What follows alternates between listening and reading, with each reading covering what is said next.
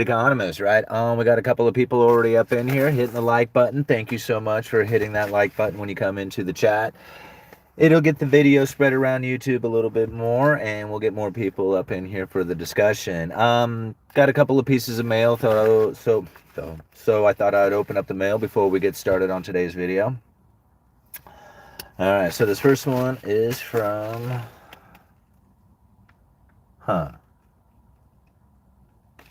Gold. Well, I wonder if this is a company. Excuse me. I think it might be a company here, and if it is, I'll tell you the name.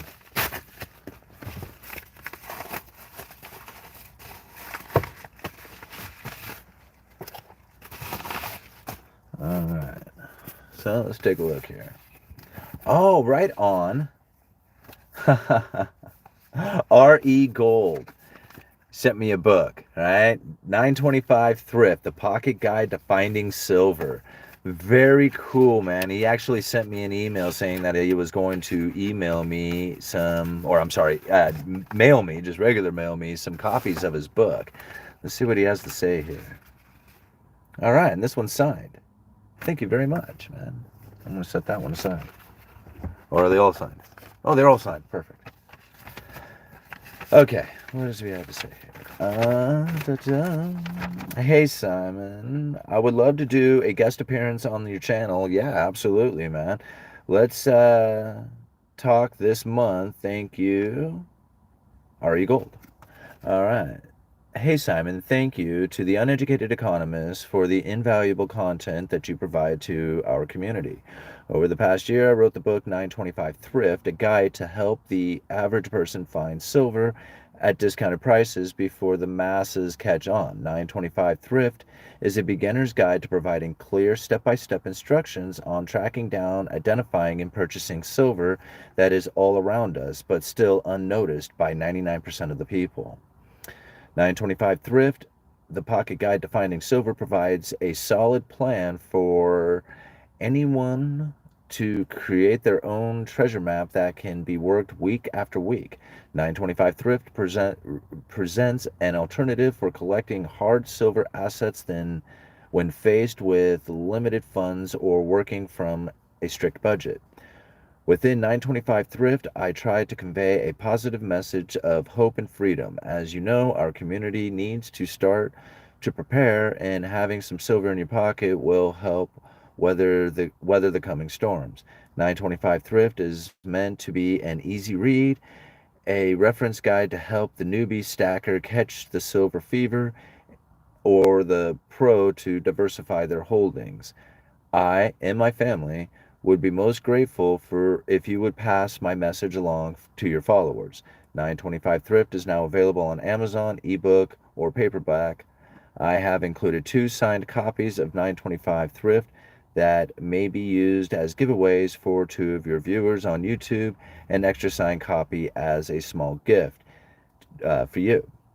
Again, many thanks for your continued precious content. Your dedication is a true treasure. Thank you, R.E. Gold. Well, thank you so much, R.E. Gold, for the books. I super appreciate that, man. That is very cool of you. I'll find somebody worthy to give these to. I'm going to read the book first. I'm going to try and read it. Actually, guys, you know, it's kind of crazy. I read all morning. I read a book all morning. I can't believe it. I actually read. It's called The Power Paradox, and it's pretty good. I think it'll be quite helpful for advancing the YouTube channel. So it was a great book. I forget who sent it to me. I don't want to mistake it, but I'm thinking it might have been UFO Engines. I'm not sure, but I get a lot of books sent to me, and I know he sends me a lot. So anyway, thank you, R.E. Gold, for these, and I will try and work on reading those here this week, and we'll have a talk. I know you sent me an email. I don't know if I responded to it. I am sorry for everybody if I have not responded to the emails. I am very behind on those, and I got super overwhelmed on them. So I'm going to try and hit those today and finish replying back to those. Yeah, let's open up the next one. So this one is from Eric. And it says here, Simon, thanks again. Let me know if you like it. Okay. Oh, Eric from Above My Pay Grade? Is that the name? Oh gosh, I hope I got that right. So we did an interview last week or so, and and it turned out to be a really good discussion. I think I have a link to it over on the community page if you wanted to go check that out. And once I upload this, I'll go grab a link for it and I'll leave it down in the description for you guys. But he said he would send me a book. Again, hopefully I start reading again. But he said he would send me the book, The White Pill. Yeah. Take Tale of Good and Evil. Michael Malice. So, yeah, very interesting. Once upon a time, the Russian Revolution was as red as blood. The Jesus, Bolsheviks promised that they would build a new society, a workers' paradise that would change the nature of mankind itself. What they ended up constructing was the largest prison that the world had ever seen, a union of Soviet socialist republics that spanned half the globe. It was a country where people's lives meant nothing, less than nothing, and they knew it. But no matter what the atrocity that the Soviets committed, the secret police, the torture chambers, the show trials and labor camps, and the mass starvations, there was always someone in the West rushing to justify their bloodshed. For decades, it seemed perfectly obvious that the USSR wasn't going anywhere until it vanished from the face of the earth, gradually and then suddenly. This is the story of the rise and fall of that evil empire and why it is so important for the good to never give up hope. This is The White Pill. Thank you. Thank you, Eric, for that. Very cool of you, man.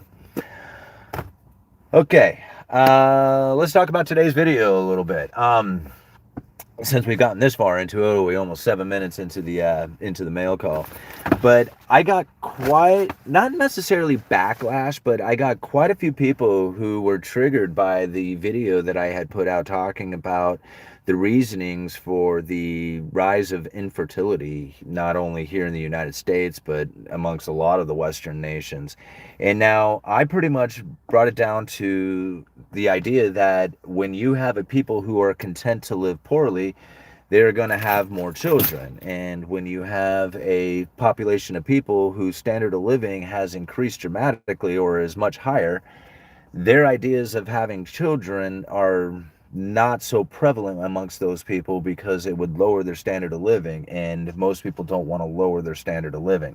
And that was pretty much, how I put it. Now, again, I got all kinds of peoples with reasonings on why we have a low fertility rate, or maybe like all kinds of reasons, religious reasons, and environmental reasons. There was all kinds of stuff that people were coming up with. But really it comes down to Cantillon's essay, right? I mean, this is something that I follow quite a bit. I go back and look at this essay that was written back in the 1700s. I try to find similarities that are taking place today, and if you can find these similarities, you know that these are economic forces that just they just don't change, right? I mean, there's some things that aren't quite the same anymore. I mean, you think about this essay was written in the 1700s. He didn't have cell phones and airplanes and stuff like that. He's talking about horses and carriages, but still, like, the economic forces that are at play, I mean, they're still prevalent today. And what does he say here for this particular chapter, chapter 15? The increase and decrease of the number of people in a state chiefly depends on the taste and fashions and ways of life of the property owners. Now, that's kind of a little difficult to try and relate to today, because like a lot of people don't really look at the property owners as the same as what maybe Cantillon did back in the day. A lot of people will think like, well, if you own a house, that's a property owner, and that's kind of like being the property owner. But in my opinion, the property owners that Cantillon was talking about are much higher elitist than anybody even knows. I mean, these are families that are much in secret, but yet are very much in control of the flow of money, where it goes, who is getting it, who ends up like in war, stuff like that. These are all controlled by much higher powers than the governments that we are basically allowed to communicate with, right? So there's like this screen between them. Anyway, that to me is the real property owners. Now, what does Cantillon say about like the rise and fall of population? Population is based on the taste and choices of the property owners. Early versions of the Malthusian approach to population growth that it follows some mathematical formula are criticized. This chapter also shows that the opulence and lavish spending of the prince and absentee landlords living far from their lands was responsible for the poverty and declining population of France, which ultimately led to the French Revolution. And so now throughout this chapter, he really talks about, the conditions in which that a country or economy needs to be in order to provide how should I put this? Enough ability for a man to say, yes, I can produce not only for myself, but for a family. Okay? And now this is like where a lot of people start losing the idea that living poorly or being content to be poor will have more population, because even that very thought that, a man being able to provide for himself and for a family would then be more likely to start a family. Well, if you are content to be poor, that doesn't seem like it's the same thing. But really, it's the idea of being able to provide a life that is better than the one that you have. See, if you have a declining, what he says there, the declining population was due to the lavish spendings of the prince and absentee landlords.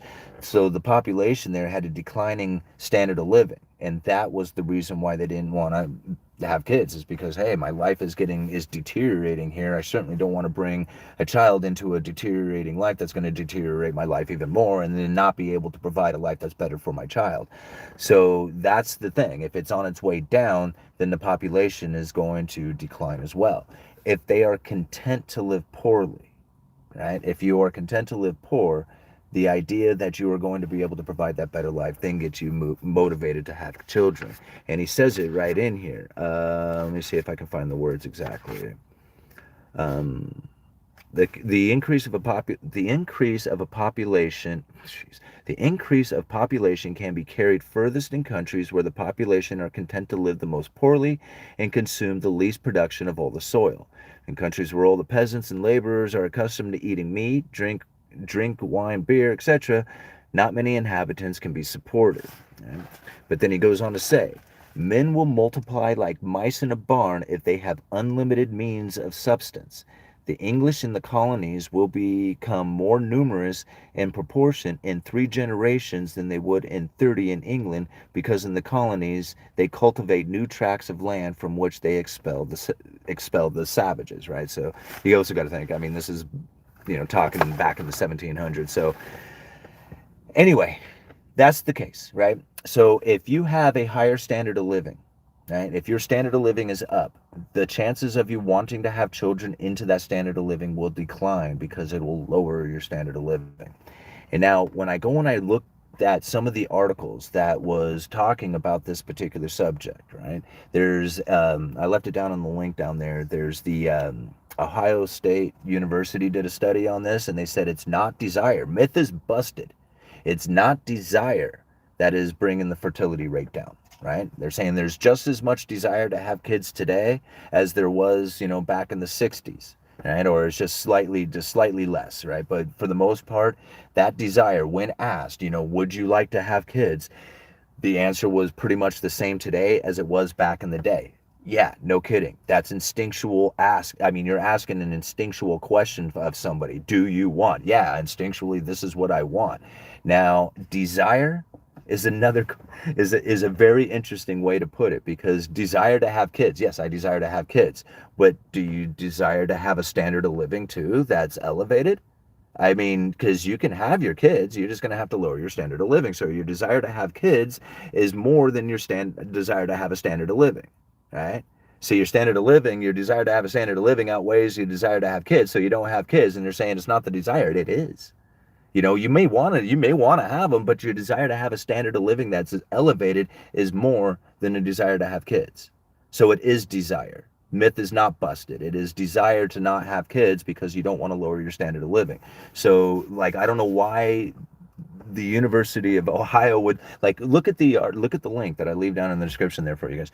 Look at the very last paragraph. They even say it right in there that the idea to convince kids or convince young people to have kids that's not what's needed. What's needed is a condition in which that they do want to have those kids, right? They need a standard of living in which that, or at least to be able to provide a life for their kids that is not going to deteriorate and it's going to advance. And that's where, like, even Cantillon says it, men multiply like mice in a barn if they have unlimited means of substance.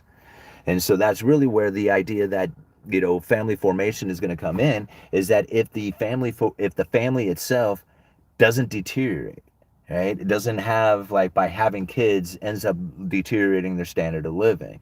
And that's where we're not finding it. I mean, just look at some of the other links that I leave down in the description down there. I mean, you really, like, yes, the idea about having a child, like the actual, like, birth of a child, that is, I don't care who you ask, right? I don't care what theories they come up with, whatever. That's the woman's decision, like, period, end of story, right? I don't care who you ask. But the idea of starting a family, that's the man's decision. The man decides whether or not to start a family. And that's, like, something that I don't think a lot of people are taking into consideration when you look at what the wages are for the average man out there. I mean, go and look at some of like I said, look at the descriptions that I leave in the links. The average wage for, like, a male in the United States is like $37,000. How are you supposed to raise a child on that? You could barely take care of yourself for $37,000, let alone, like, here, I'm going to provide for a family or something like that. And, as far as going off and working more, this is another thing. Look at down in there, right? This is what's scary about it, is that $37,000 a year is like the 90th percentile of jobs. Like, if you want a job that pays more than that, you're going after like 10% of the jobs that are out there. Like, there are very few that are available for you. And so when it comes to, like, just being able to have a condition to men multiplying like mice in a barn if they have unlimited means of substance, it's no, that's not unlimited means of substance. There is nothing there. There is, like, no matter what you do. That's why jobs, that's the whole point. Like, getting a degree is going to be very difficult for a man to be successful, because look at the competition that you're going into. You got a sea of degrees out there that you're fighting with, right? Now, where do men end up making the most? Their own business, right? I mean, either they're working some high speed, like high awesome speed job or something like that, possibly doing sales. That's another way of making money.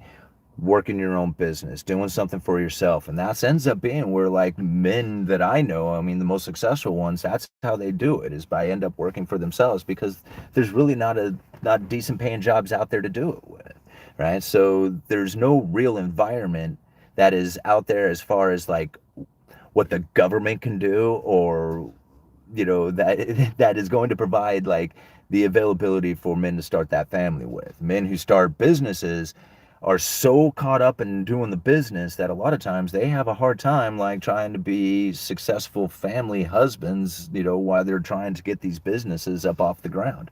It ends up being that a lot of times these men don't want to start families because they're so focused in on trying to get their careers up and moving and getting these businesses going.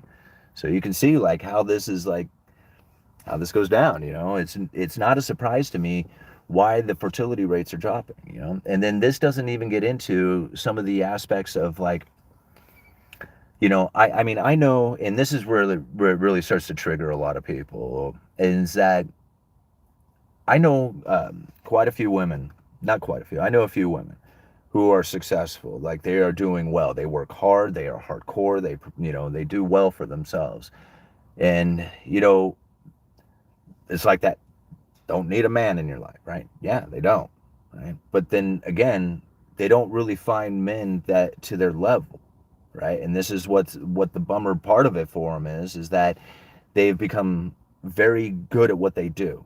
They earn a lot of money. They are independent people, and to me, like, I'm attracted to that kind of thing. It's just like, you are successful, you are doing well, you are the type of person that, I want to surround myself with. The only problem is that trying to find somebody who is relationship quality people to go with them is very difficult, right? Because how many men out there are able to achieve, higher levels of success and then not already find what they are looking for out there, right?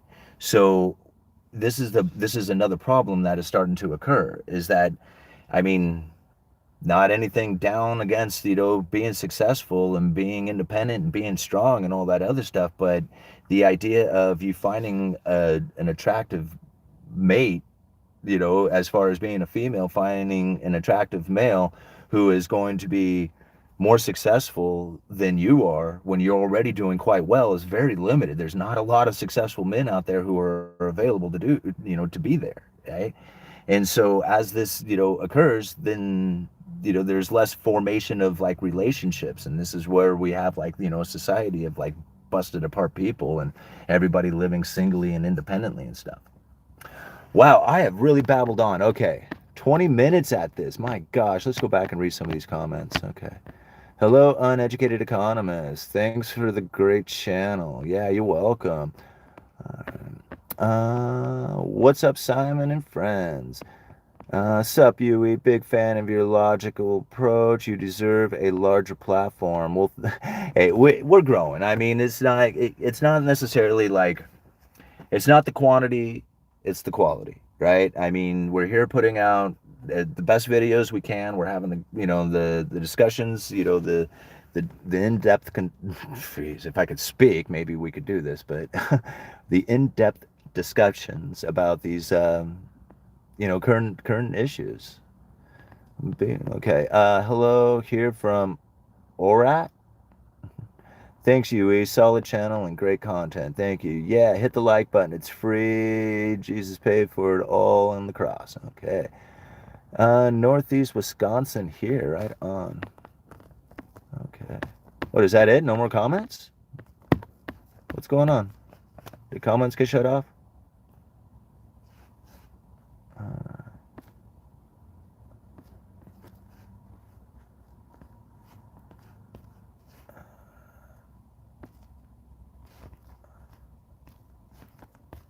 We're here. Okay, we don't. All right, my choice at work job. Be poor and spend all my time starting my own business. I don't want to do either. Shots are sterilizing people.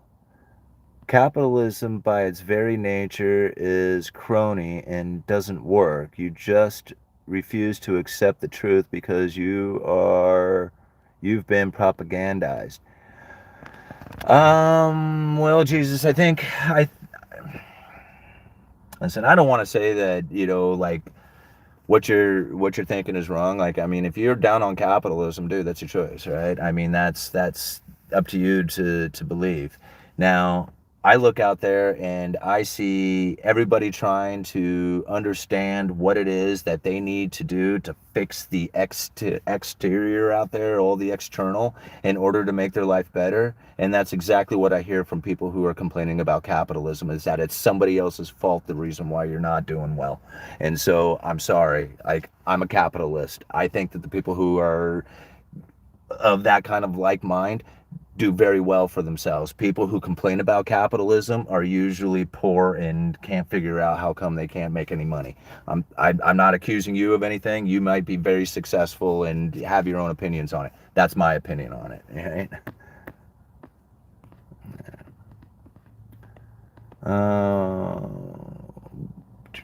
Where were we?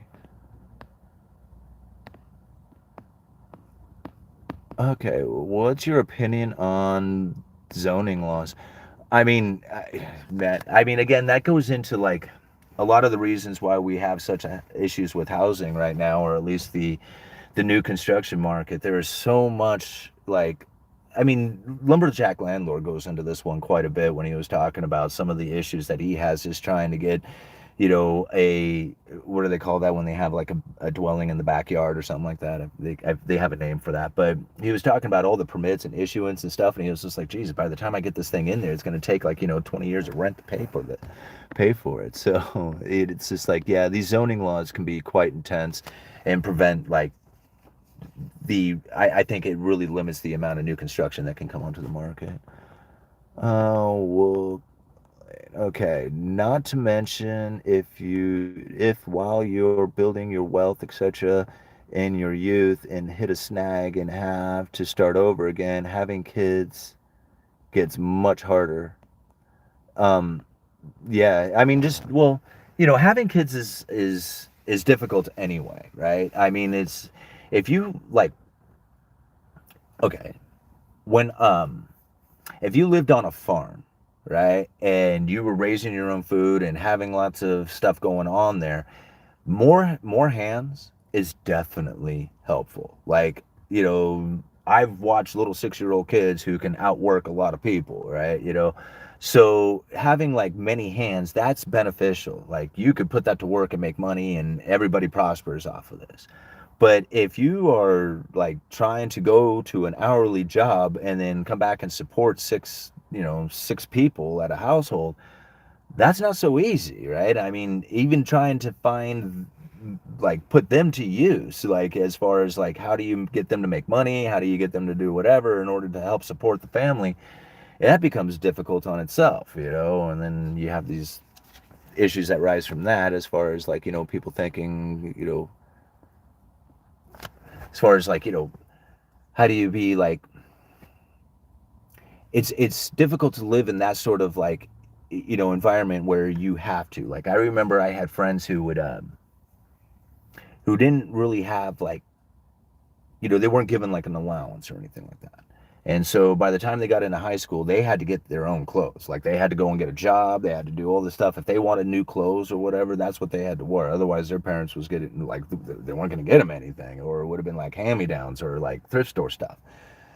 So that type of thing is like a much different environment to be in. And when you think about like having kids, you don't want that kind of condition for them, right? You want to be able to provide for them. Baby boomers retiring is going to create holes in the labor market. Wealthiest and largest generation is exiting the workforce. There's going to be some stress in the market. Yeah. All right. Hey, E. Thank you. Always putting out great content. Well, thank you so much, Ari Gold. Hey, and I don't know if you saw it, but I was giving your book a shout out here just a few minutes ago. All right. Do you see the interest rates increasing or decreasing over the next 6 months, please and thank you? All right. So as far as predictions go, I'm going to try and be less predictive on it, but the Federal Reserve has already said that they are going to keep these interest rates elevated for a significant amount of time. In fact, it's kind of funny because I saw, who was it? Loretta Mester and I don't know, one of the other Fed officials out there, I can't remember who it was, we're actually talking about increasing the Fed funds interest rate hikes, like going from a quarter point up to a half a point. And now what I think is funny about that is that those are credible threats. Like all this news coming out of the Federal Reserve, it's all like trying to condition the markets to um, to be in the position in which that they know that their efforts are not going to have a shock and awe event to it. So like they don't want to lift the Fed funds rate and then all of a sudden have the markets start to react to that. They want the markets to have already reacted to their news or to their moves. Now, something else that I find funny about that is that those two, like Loretta Mester and the other one who was, I can't remember who it was, but the other Fed official that they were talking with, who was talking about this increasing Fed funds rate, they're not voting members of the FOMC. In fact, like I hardly find anybody from the FOMC who gives interviews or talks a lot. Like there's a few of them, like Christopher Waller. You see him popping up every once in a while. You see obviously Jerome Powell and like Michelle Bowman. But like there's other ones like Lisa Cook. Never seen her pop up on the mainstream media. Michael Barr, never seen him pop up on the mainstream media. That Patrick Harker, I mean, he's never popped up on the mainstream media. And these people, like, I probably named off all these people. You probably never even heard of these people. Like, I have no clue of who they are. And these are like one of 12 people, or the 4 or 12, how many did I list off? 4 or 5 of 12 people who make some of the biggest decisions that affect your life.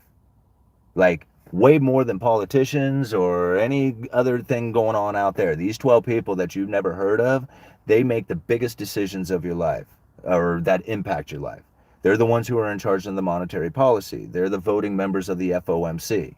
And nobody knows who they are. Nobody knows anything about them. And that's what I find very like, that's why I find like politics so interesting. Like everybody's focused in on politics, but yet these people who vote over here, they have so much more impact on your life, but nobody knows who the hell they are. They don't even really care. But they do care about these these politicians. They really care about them and their personal lives and the stuff that goes on with it. Man, they really want to tear that stuff up. But the way these people vote and how they're going to vote and what they believe and their concerns and stuff like that, nobody cares. Nobody cares about that stuff, right? Let's move on. So interest rates are going to stay elevated for the next 6 months. That's what I can say. Let's see here. Hey, how about it? All-nighter headed to Home Defacto for some materials. Defecto, I see defecto. Fog, not smog. Yeah, that's definitely fog out there today. True capitalism equals anarchy, as in nobody in charge. Yeah, the system we have now is not capitalism, in my opinion. I agree with that. There is no inflation. It's credible threats. The report says blah, blah, blah, blah, UE. Okay, spiritual health and awareness. I don't know, man. You don't have to be here, bro. All right, smack that like button. Thank you very much. Small businesses built this country and corporations ruined it. What we have now is crony capitalism, business and government in bed together, not true capitalism. Right. See, true capitalism, you fail. Right? You rise and fall on your own merits. When you have something called what is it? System. What do they call that when the damn like you can't let it fail? Systemically crucial or something. I can't remember what it is, but anyway, basically when you're too big to fail, if you're a bank that if you failed that you would drag down the rest of the economy and the nation, and for national security reasons they have to keep you in operation, that is not capitalism. That in itself is the exact opposite of what capitalism is. And so the fact that it even happens pretty much wipes out the idea that there is capitalism. There isn't. Stimulus packages are not that's not capitalism. You can't have that inside of the capital. Everybody was meant to fail no matter what. Environmental, it doesn't matter if it was, a health issue, something that wasn't even your fault. Like it's like it wasn't my fault. I was doing well and all of a sudden this outside force came down and changed it. It's like, man, that's just your tough luck, but you don't get bailed out for that. I'm sorry. It's just the way it is. And just because you're systemically crucial or whatever doesn't give you excuse to get bailed out. But yet that's what happens here in this nation. So anybody who says it's capitalism's fault, well, show me an example of capitalism and I can say, okay, you can blame it, right? But that's not what's happening here because we don't have capitalism. Hey, right on. I got a super chat. Let's go check that out. All right, Vinny Grant, thank you so much for that $4.99. Very cool of you.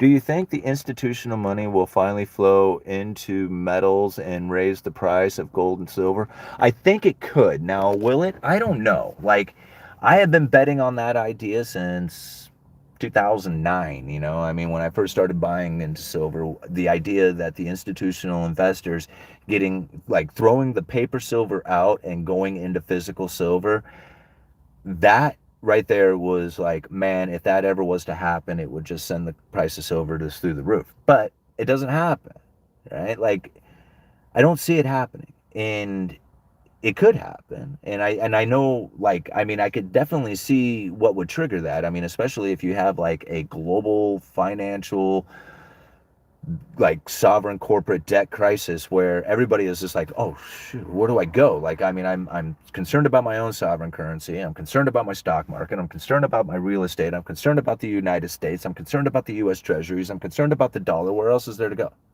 Like, you're going to buy Bitcoin or are you going to buy metals? Right? Metals are the only place to really go. If you're concerned about all the rest of the stuff that's all backed by fiat currency, there's only really one thing out there that has any kind of value to it that is outside of that system, and that's precious metals. I mean, and then on the lesser extent, you got useful items like bullets, food, stuff like that. But really, there's nothing else. If you're going to be an institutional investor or somebody out there who is going beyond just the prepping idea, then really there's nothing else out there that's going to protect you like precious metals will. All right. Thank you, Vinny. Yep. All right. We need a completely new system. Yeah, we do. The U.S. needs a diet and an enema. Can you do a video about these people? Can you do a video about these people? Oh, about the I mean, no, because everything there is no like the information that I came across is completely opinion. It's pieced together over time. It's just me babbling off about some of the things that are coming out of my head. I don't really have any clear evidence of it. So, no, I can't do a video on it because I can't really back up anything that I say because it's been pieced together for out of so many different areas of my research that I just can't do it. Um, just study if you really want to find like an avenue of approach to get in there.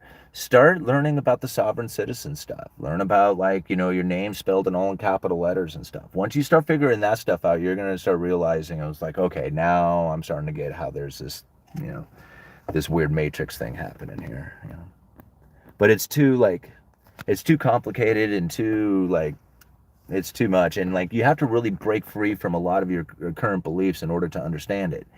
Like if you just want a little piece of evidence of it, go and grab a checkbook, right? Go and grab the checkbook like your normal checking account checkbook, and the line that you sign your name on, right, where you put your signature.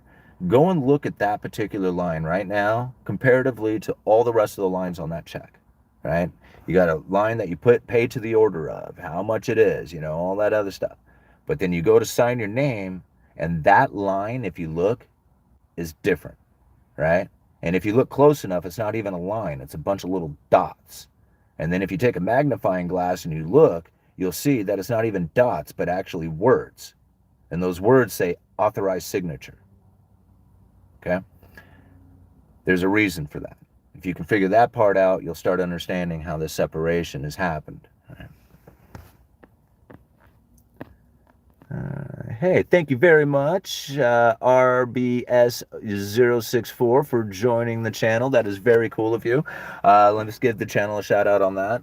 Joining the channel gives you access to the member exclusive videos. I try to once a week put out a video that is exclusively just for the members to basically give them a perk to join the channel. It's $1 a month, so for $12 a year, you get to support the UE, Uneducated Economist UE channel here on YouTube. And like I said, I'm going to try and do some other things that help to help out with the membership as far as giving you guys some other perks. I would like the idea of doing some live streams. I just haven't quite figured out how I want to do that yet. But again, with everything that's kind of going on here with the YouTube and the revenue and the way it works, the channel membership, I think it's just like I would love it for that to be like the way that this channel does the revenue, and I wouldn't even think about the whole AdSense thing. But thank you very much for joining the channel. It's very cool, man. All right, let's see. Is there another one up there? Oh, here we go. The infamous NYC, man. You had always loaded me up, bro. I thank you. Thank you for the $10. Grew up super poor in New York. Single mom, 3 kids. She barely made $30,000 a year. First grad college. First to start a business. Second business. Someone has to break the chain of poverty. Let it be you. There you go. The infamous NYC. See, now that's the type of stuff that I like to hear about. Somebody was just like, man, I am not putting up with this anymore. I'm making a difference. I am not stagnant, right? I am a mover. And that's the type of stuff that needs to happen, breaking that poverty cycle. It's just like, I am not going to do this any longer like this. And, you find it, you can find easy in life where it's easy to get like frustrated and fed up and complacent, like just complacency, where you're just like, I've tried really hard. I've had so many things taken from me, and it's just like every time I try, they just keep taking it. And so it's just like you get to a point where it's just like, man, why do I even try anymore? I'm just going to do the bare minimum and then just kind of fly under the radar and drink my beer and not, think about anything else out there. And what ends up happening is you go stagnant with that. You don't grow, and you end up falling into depressions and, wondering why it is that everybody else has like, things going on, but you can't seem to figure it out. That's the reason. It's because, even though like times are hard and the worst of it, it's like, I was thinking about it. Like some of the greatest things that I have going on in my life came from something that bad happened. It was just like, some of the better jobs that I ended up with were because, like, the job that I was at, for whatever reason, I had to leave it. Whether, it was, like working construction, you end up working a lot of, like, kind of jobs that didn't end up being as good as what you thought that they were. Maybe you're not getting paid on time. Maybe the materials aren't, showing up so that you can work. You got a boss who's flaking out or something. I mean, there's all kinds of issues that come up from it. And, trying to get yourself back into a better position, that's really how life is all about. It's like a constant trauma after trauma that you have to overcome. But usually when you face those things and you go and work out of them, you end up in a better place because of it. You don't see it at the time. It hurts, and you're wondering, Jesus, how come I'm going through all this stuff, that I am? But then, you come out of it and you realize, man, I ended up in a great place, and I wouldn't be here right now if all that stuff didn't happen. So you take the good with the bad, right? Let's see. I spent my house savings on opening a water store 2 months ago. Huh. Let's see. Smack that like button. Okay. All right, here's Jesus answering something. Okay, did China bail out their corporations or let them go bankrupt? They let them go out of business. Isn't that capitalism you preach? Yeah. In fact, China takes advantage of some pretty good. They're like one of the few communist countries that actually takes advantage of capitalism. But no, they didn't. They bailed out a bunch of their corporations as well. So don't assume that they didn't do that. They did. Just go and look at some of the things that were happening with their property developers when Evergrande started to fail. It was definitely government interaction that was taking place in it. Now, did they allow a bunch of it to fail? Yeah, they sure did, but they were definitely involved in it, not like sitting back there watching it all burn up. I mean, they didn't do that. They were there. But yeah, you're right. They did allow a bunch of it to fail. Yeah. All right.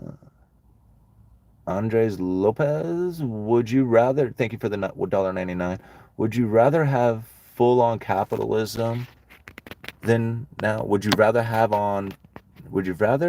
full on capitalism? Would I rather have full on capitalism? Yeah. Than what we have now? Yeah. Yeah, I would. I would like to have a free market capitalistic system. Yeah. Now, I mean, what I want and what, will happen are two very different things. And my theory behind what would it be like is not necessarily something that somebody else is going to want to have, right? I mean, I understand the booms and bust cycles of having free market sound money system. I mean, I know that's going to take place. Many people aren't, and they're not going to be prepared to deal with that. So do I think it's a better system? I think it is for what I believe, but I don't think it's a better system necessarily for what everybody else should have to deal with, because they don't know any better and they're going to end up failing from it.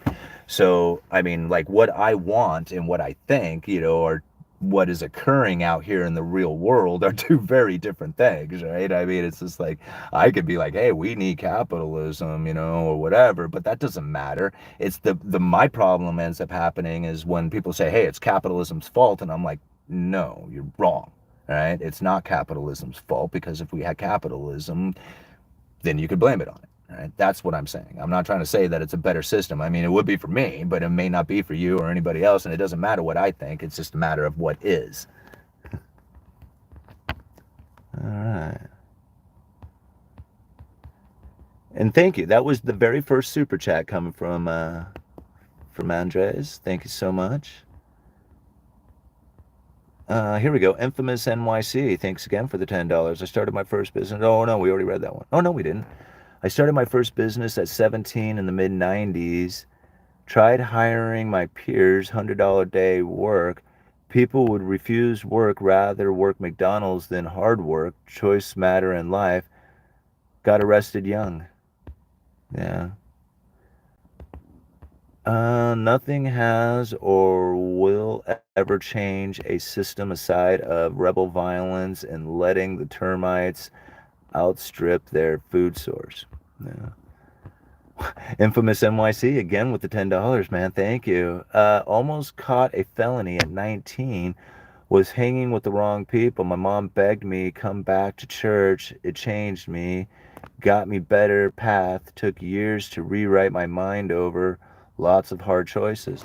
Yeah, and that's, that's the thing. Like, when you grow up, whatever it is, like, you're growing up as, that's very difficult to change. That subconscious thing that's going on inside of your head, like, whatever you grew up, by the time you were 8 years old, you got these subconscious thoughts. I mean, if you grew up in poverty at that time, it's very difficult to get your head out of that. Like, to say, this isn't the way life is supposed to be.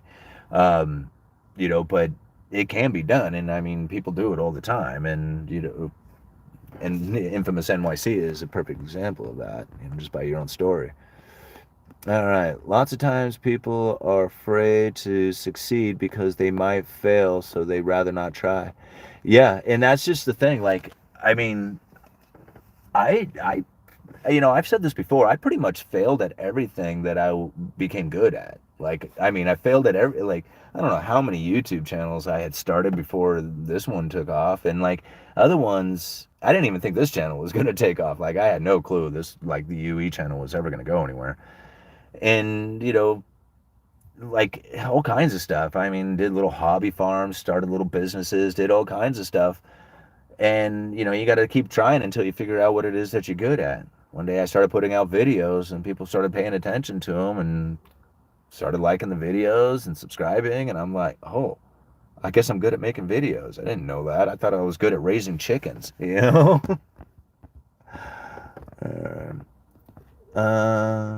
I, I have failed so many times. Yeah. All right. Let's see here. I still wonder who sold J.P. Morgan the million of acres of timber, or was it public land? I don't know. I should go back and look at that. Didn't we do a video on that a while back? There was like a bunch of like a real estate investment trust going into like timber, like mass timber purchases. All right. Not if you choose my rich friends. I'm not sure where that one went. Okay. All right. What helped me was joining the local chamber of commerce and just meeting local business people and learning from them. Yeah, that's a great idea of going about hooking up with people. And that's the other thing. Like, surrounding yourself with the people that you want to be like, or at least not surrounding yourself with people you don't want to be like. Like, that's the, I guess, probably the more, like, if you can't find the people that you want to be like, then don't surround yourself with people who you don't want to be like, because that's gonna, like, anybody whoever you're around or exposed to on a regular basis, you end up being like those people no matter what you try. um you know it's it's not like something that I try to do, but I don't necessarily like associate with a whole lot of people, right? I mean, it's just, I mean, I do like, I do like the bingo calling. I do interactions with, YouTube and communications and stuff like that. But as far as like, having close people to me, very few, right? I keep that circle very, very tight, and, it's very limited. Um, and it's for that reason. It was just like, because the people that I want closest to me, I want all of us to be incredibly successful at what we do. And if, I'm hanging out with people who just want to sit around and drink beer and talk about stuff that isn't really that important, I mean, that's not the direction I really want to go. There was a time in my life that's the way I was. That's the way that's the way I behaved. And I really don't find anything wrong with that. If that's what it is that you have in your life that makes you happy, I mean, that's cool about it. But not me. I wanna do more, and I want more. God, I got pigeons all over my car. What the hell happened here? Can you hear it?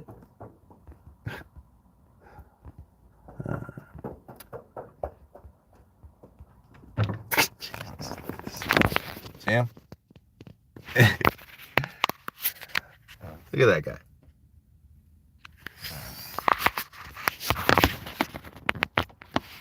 like wanting food or something.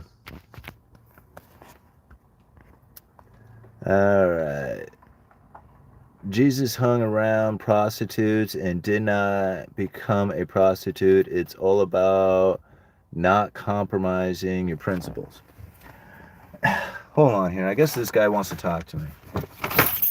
Here, you want me to roll this down?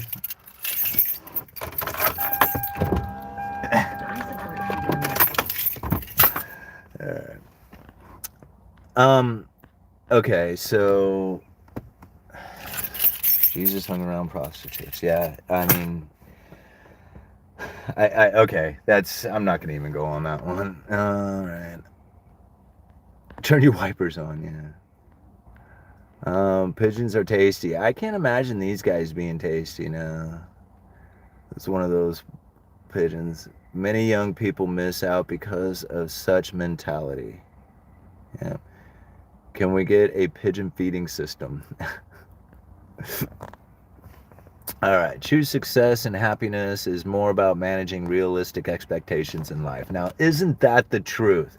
Man, I'm starting to learn a lot more about that expectations thing, and that's the whole thing about the external, trying to fix the external to make yourself happy. It's just like, I need the better life. I need the better car. I need the better, job or area to live in or clothes or whatever it happens to be. And you get all this stuff and you realize, man, why is it that I'm still not happy? It's because you're trying to fix this external, right? You got to be happy with the internal. The external just falls into place, right? And so when it comes to expectations, that's part of it, the external. I have these expectations that these things need to be happening, and if I don't meet these expectations or these things don't happen, then I'm not going to be happy with it, right? And you find that you're always frustrated and always unhappy because you never meet, these expectations never occur. So, try and deal with your expectations.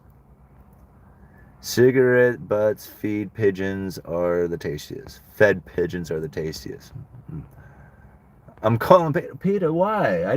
These guys are my friends. I didn't do nothing. Oh no. Yui should put some advertising on his car and offer 5-minute financial seminars through his driver's window. Wow. Can I do that? That would be way cool. I mean, that would be way cool. All right. Hey, Yui, what kind of car are you driving? This is a Toyota Corolla, 1999, with about 165,000 miles on it. Paid $500 for it. Okay, exactly. I learned not to keep elevating my lifestyle to be happy. See, that's the thing. Like, I could have, I've had this car for a while. I had the car before YouTube revenue started coming in and all that other stuff. I want a new car. I dream of the day that I am cruising around in a nice car and feeling good in my new car and listening to a good sound system and just being comfortable and looking cool or whatever. I want all the stuff with the new car that it provides for the feeling that you get from it. But that's it. It's a want. It's a need. And need is a negative energy. It's a desire that I really just don't have any kind of usefulness for. It's just something that's going on in my head. So it's just like this image out there for me.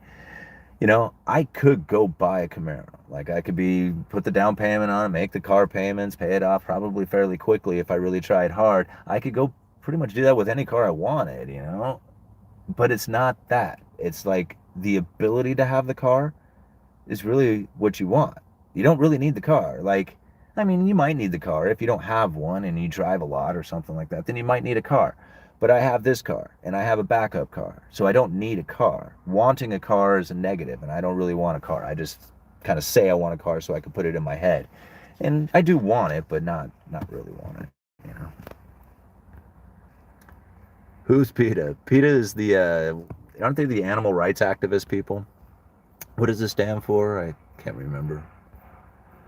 Birds aren't real. They started in Fayetteville, Arkansas. They are government spies, so it was funny to see the pigeon on your show.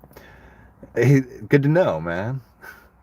Damn, 190K, 1999. That car is going to run another 100,000 miles, right? See, that's the thing, It's like, I think about, people spent more on one tire for their pickup truck than I spent for this entire car, right? I mean, People do that. And so I think about like all the money that they spend going into a ride.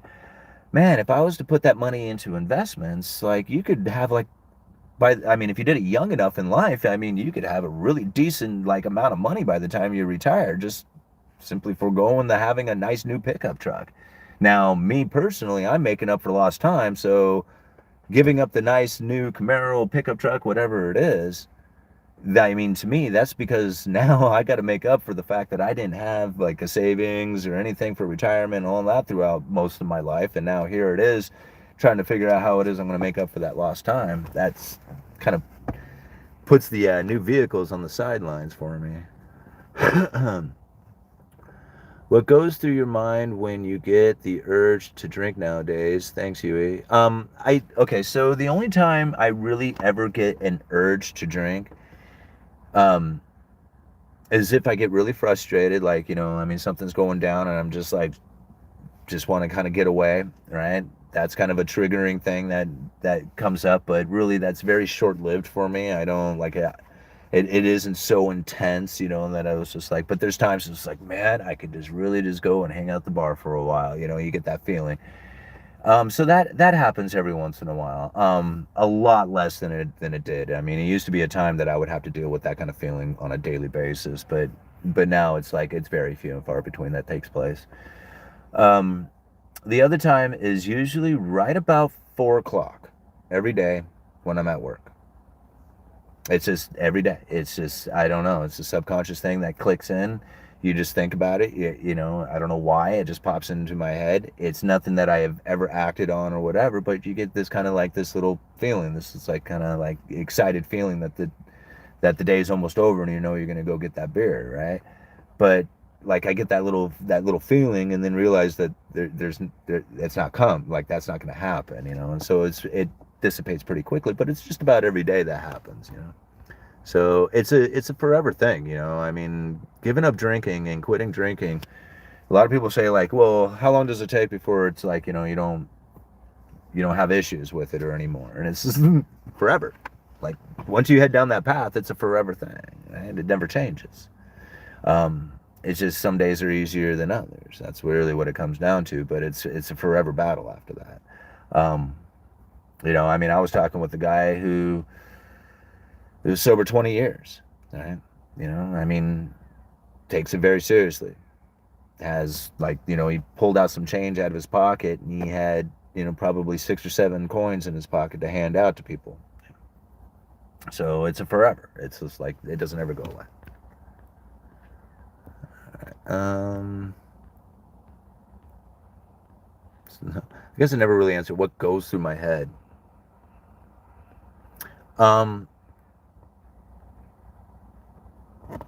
What goes through my head, what ends up going through your head is like, it's like, that short little bit of like, man, this would be fun, followed by like all the crap that you experienced that you hated, right? That's what goes through your head.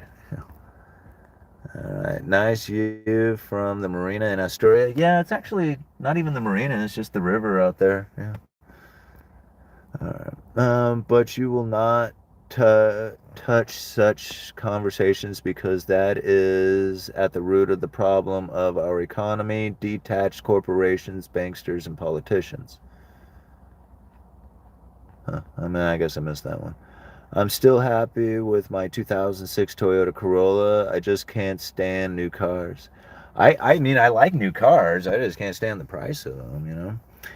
I lived in Manhattan in a great neighborhood and basically lived off of like $25,000 a year and was happy. Didn't have lots of stuff, but then again, you don't move to the big city for stuff.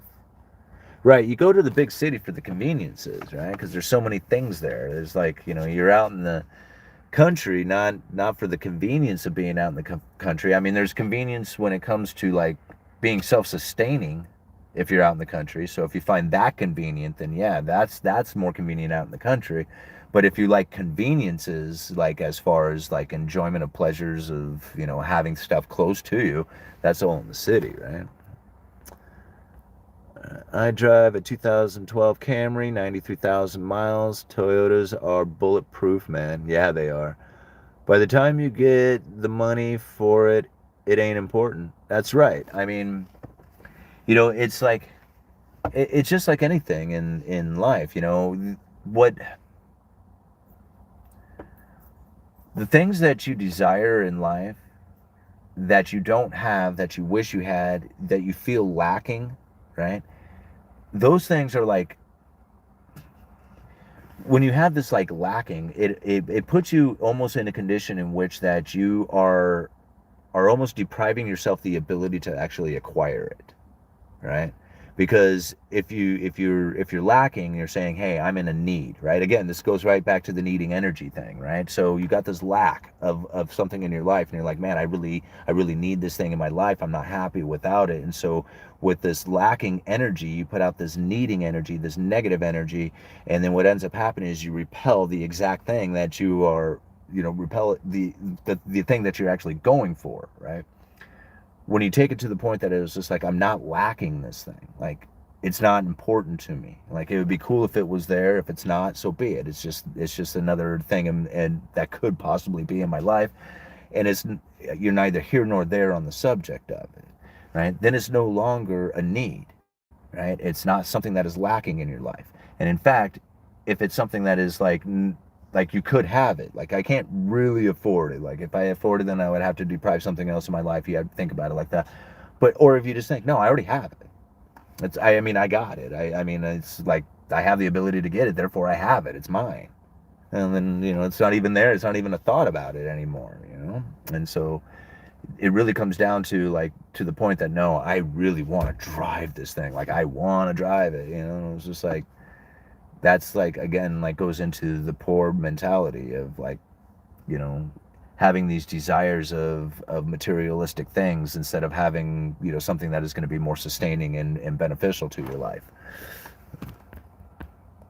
All right. No, misunderstood. You forced to on your car will sit in the driveway. Okay. I was a bicentennial baby born on the 4th of July, but when I was a kid, you could find some 50s and all sorts of 60s cars cheap. Electric vehicles are trash. Why won't Chevy dealers sell their Corvette C8 under manufactured suggested retail price, since you said inflation has topped? All right. Mine is M for past 6 months. Mine is MRN. What is that?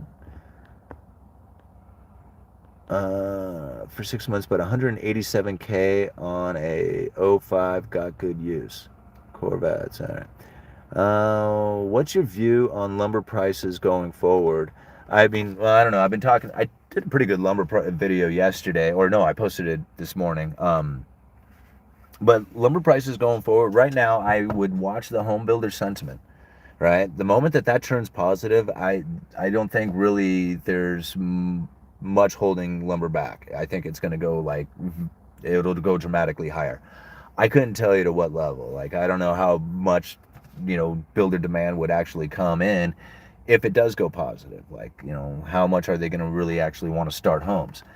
I don't know. But that, right now, considering the condition in which that the inventory is very tight and the prices are really low, and like some of the conditions coming out of the British Columbia area with their mills going into curtailments, the curtailments that I'm seeing here at my local mills, so much so that the byproduct that the mills produce, the sawdust, goes to wood burning pellets. Those guys are having issues getting the byproduct in order to produce their product, right? So it's happening. Like, the production of lumber is dramatically slowing down, and give the home builders any kind of encouragement.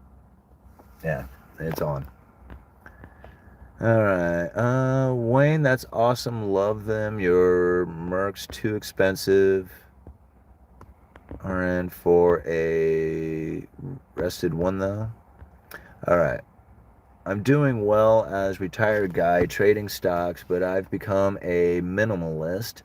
Stuff doesn't matter to me. I'm all about life experiences. I can't take a crap I can't take the crap with me. Can't take the crap with me when I die. You know, Joshua, that's really what it comes down to, man. I mean, you know, Cantillon said it, right? Wealth is food, conveniences, and pleasures of life. That's it. It didn't say like material things. He just said food, conveniences, and pleasures of life. Like a new Camaro might be pleasurable to you, right?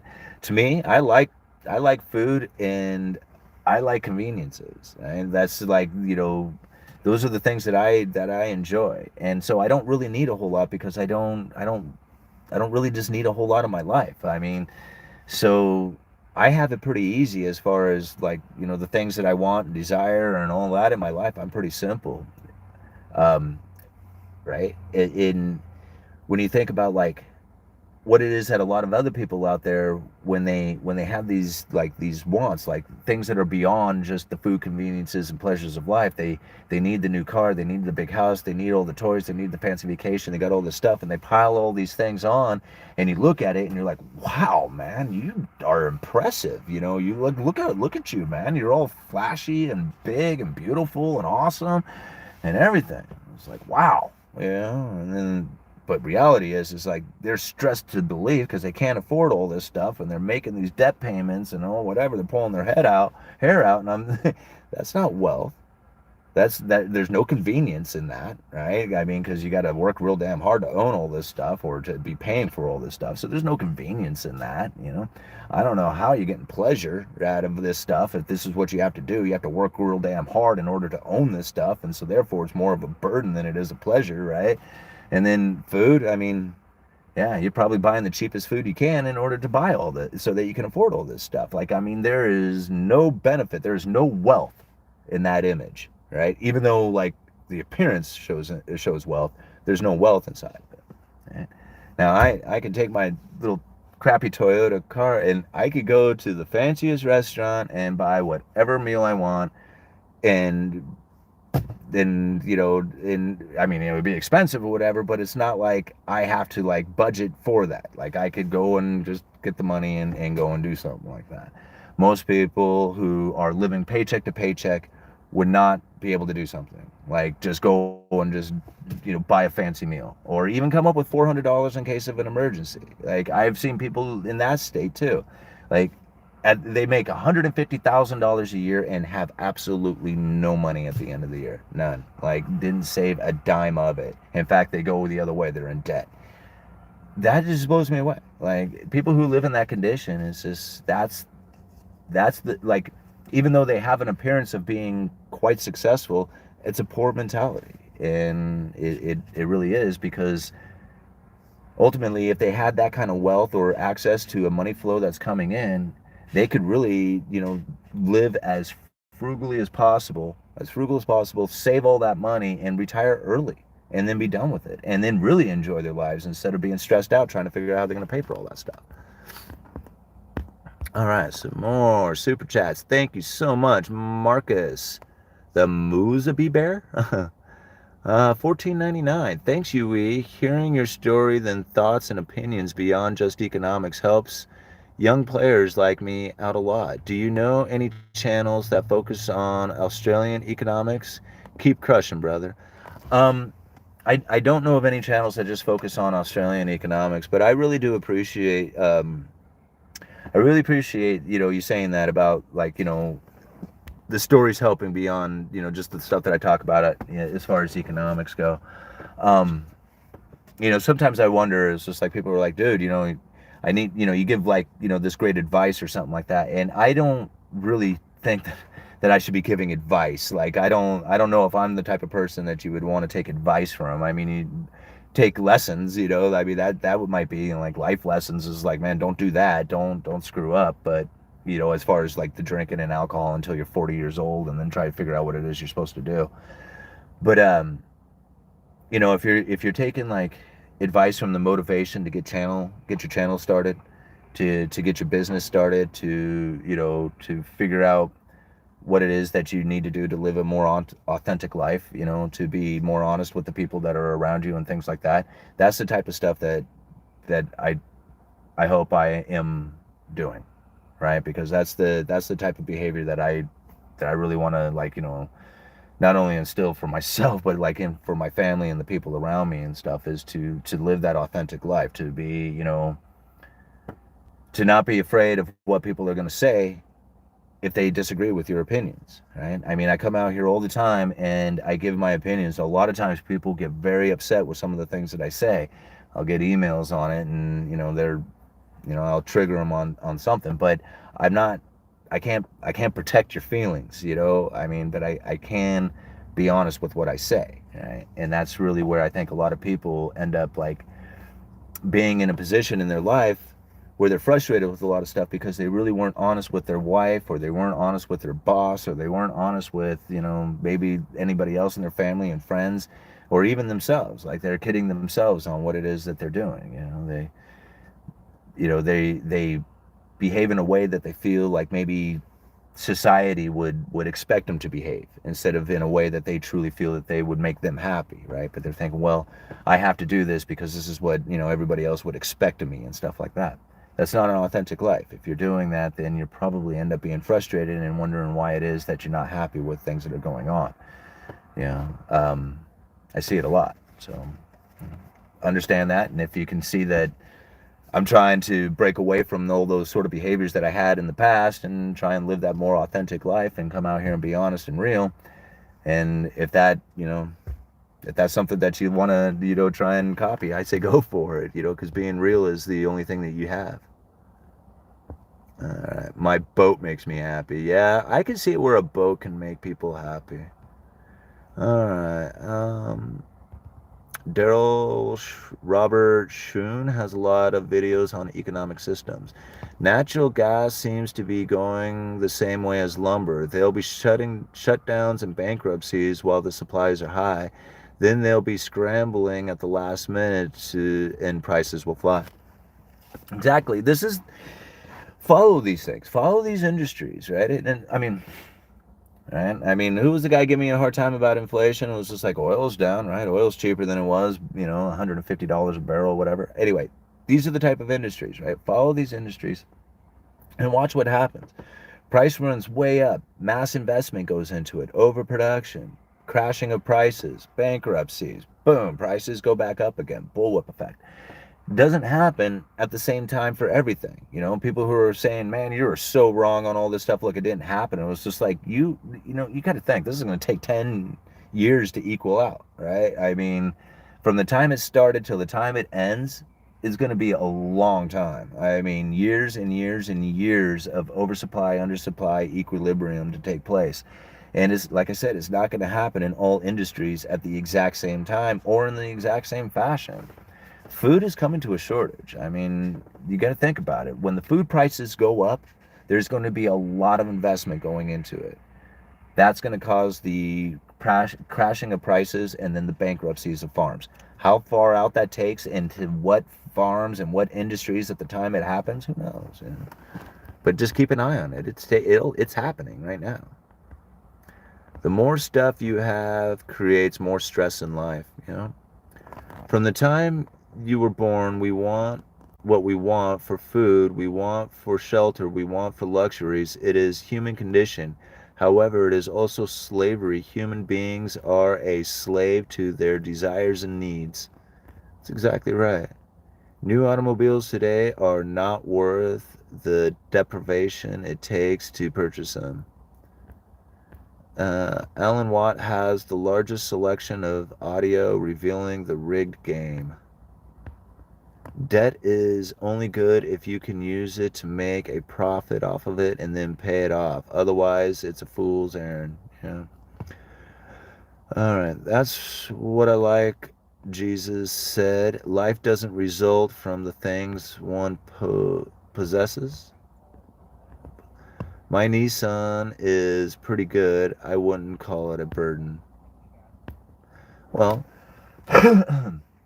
maybe you don't. Maybe,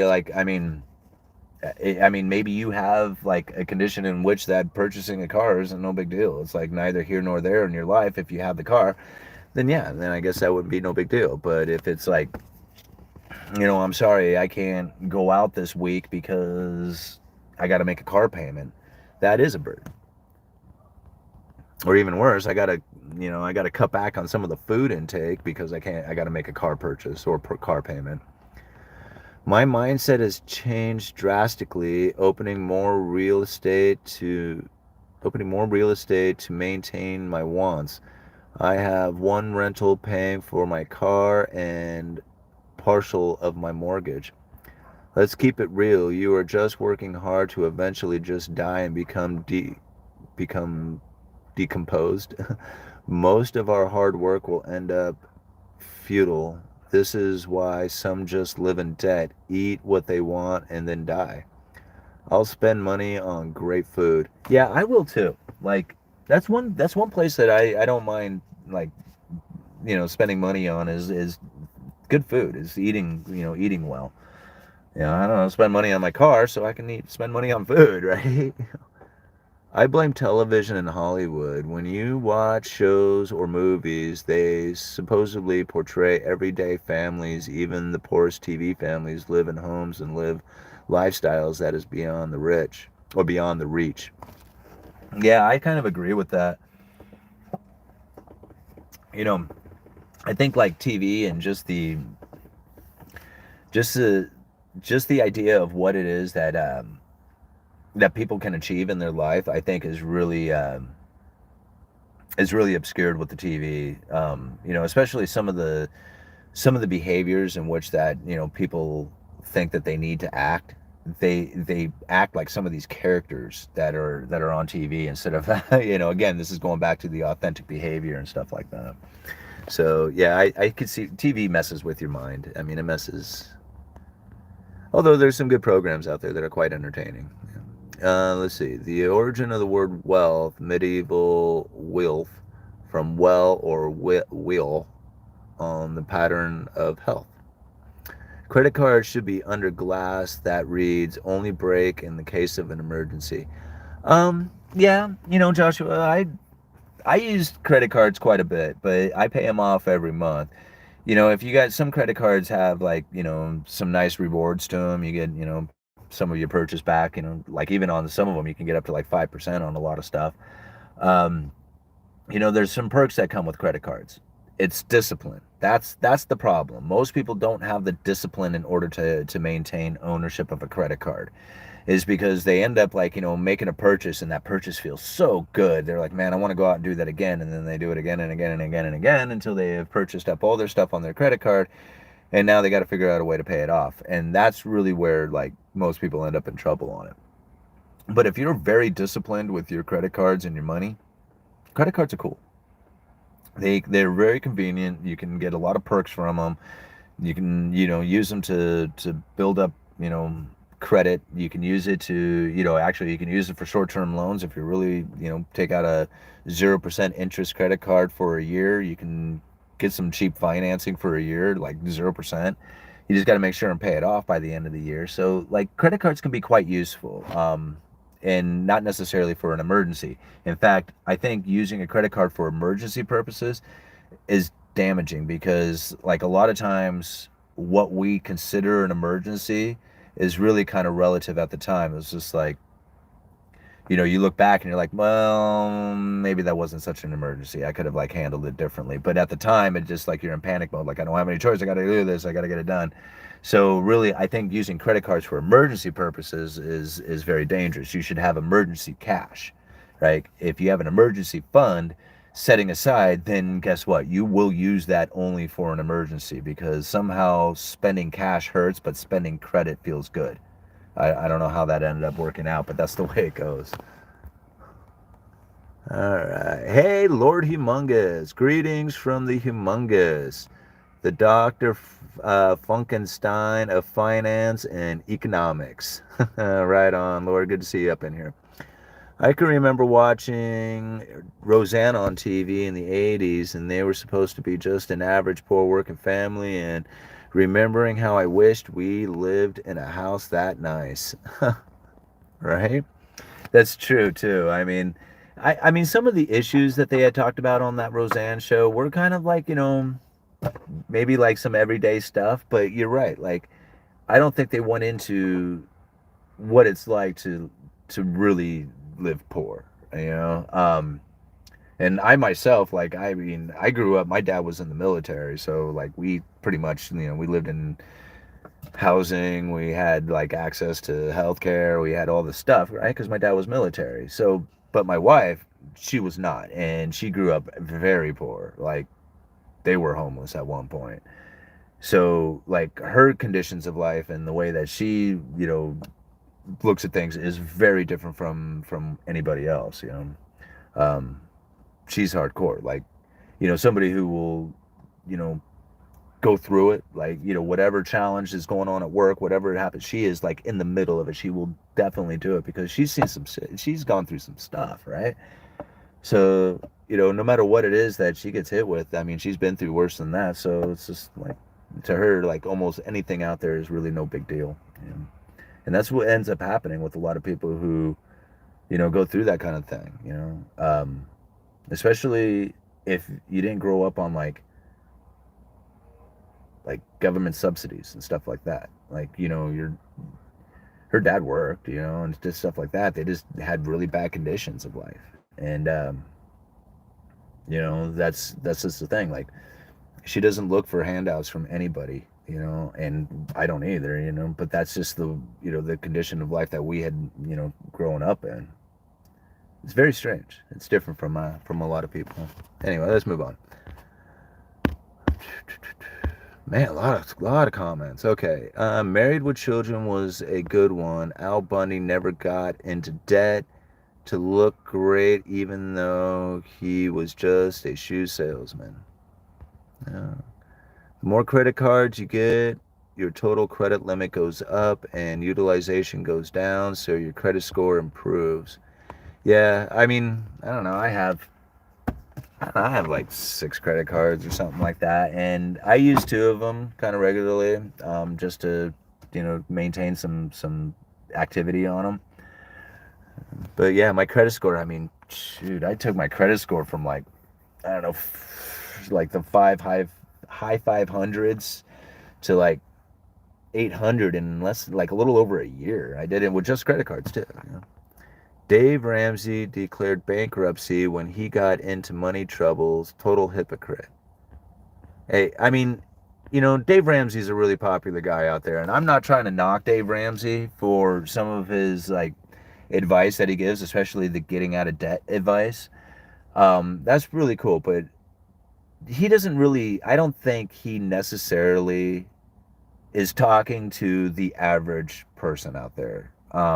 I mean, in a lot of ways he does, but I heard him one time talking to somebody about getting a house, right? And he spit off this like this quick scenario. He goes, if you got like 10 to 15% down, and you can make, and it's part of, less than 20% of your income to make the payments, and he says blah blah blah blah blah blah blah, and he kind of rambles off this stuff, and I'm like, Dave, there ain't nobody in that condition. There ain't not a single person.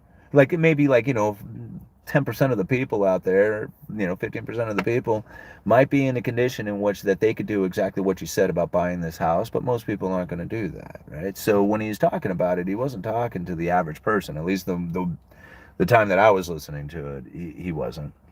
And then same thing with like investments, it was like, well, it's just easy. You just take your money and put it towards, an investment that gets 10% and blah, or whatever. Maintain that for, 50 years and you'll be a millionaire when you're all done. He has this scenario, and I'm thinking, okay, well, what investment does that? Which one are you going to guarantee that's going to pay 10% every year for going on that you can be part of? I mean, there's all kinds of ideas. There's places like, you can just blindly put it into, the S&P 500 or something like that and hope that it pays off over time. But, the real, like, trying to do something when you have absolutely nothing in your life, right? You have, like, how do I start a business from scratch? Like, how do I save more money? How do I get more income? How do I lower my, expenses? These are the type of things that people need to do in order to start conditioning themselves to be more prosperous, right?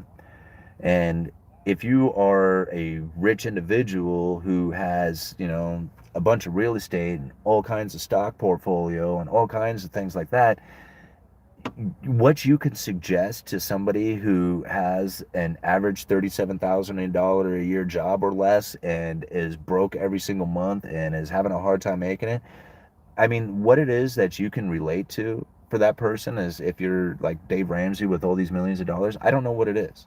Like, I don't know how it is that that person could possibly relate to an individual who has absolutely nothing struggling.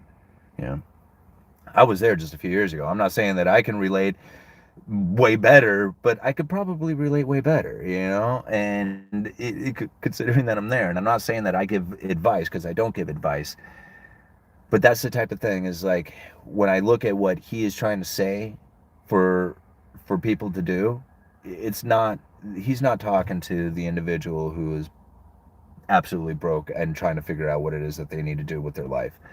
That's not the person he's talking to. He's talking to the person who is actually somewhat motivated, kind of getting things together, trying to figure out how it is that they need to handle their money or something like that. So, he's already talking to the people who are trying. You know?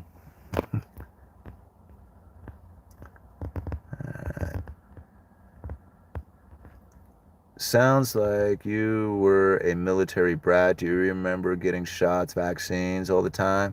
If so, do you remember any resistance or because it was military was no choice? Okay, so yeah, when I was a kid, I used to, yeah, obviously, before you can voice your opinions about it, there was obviously the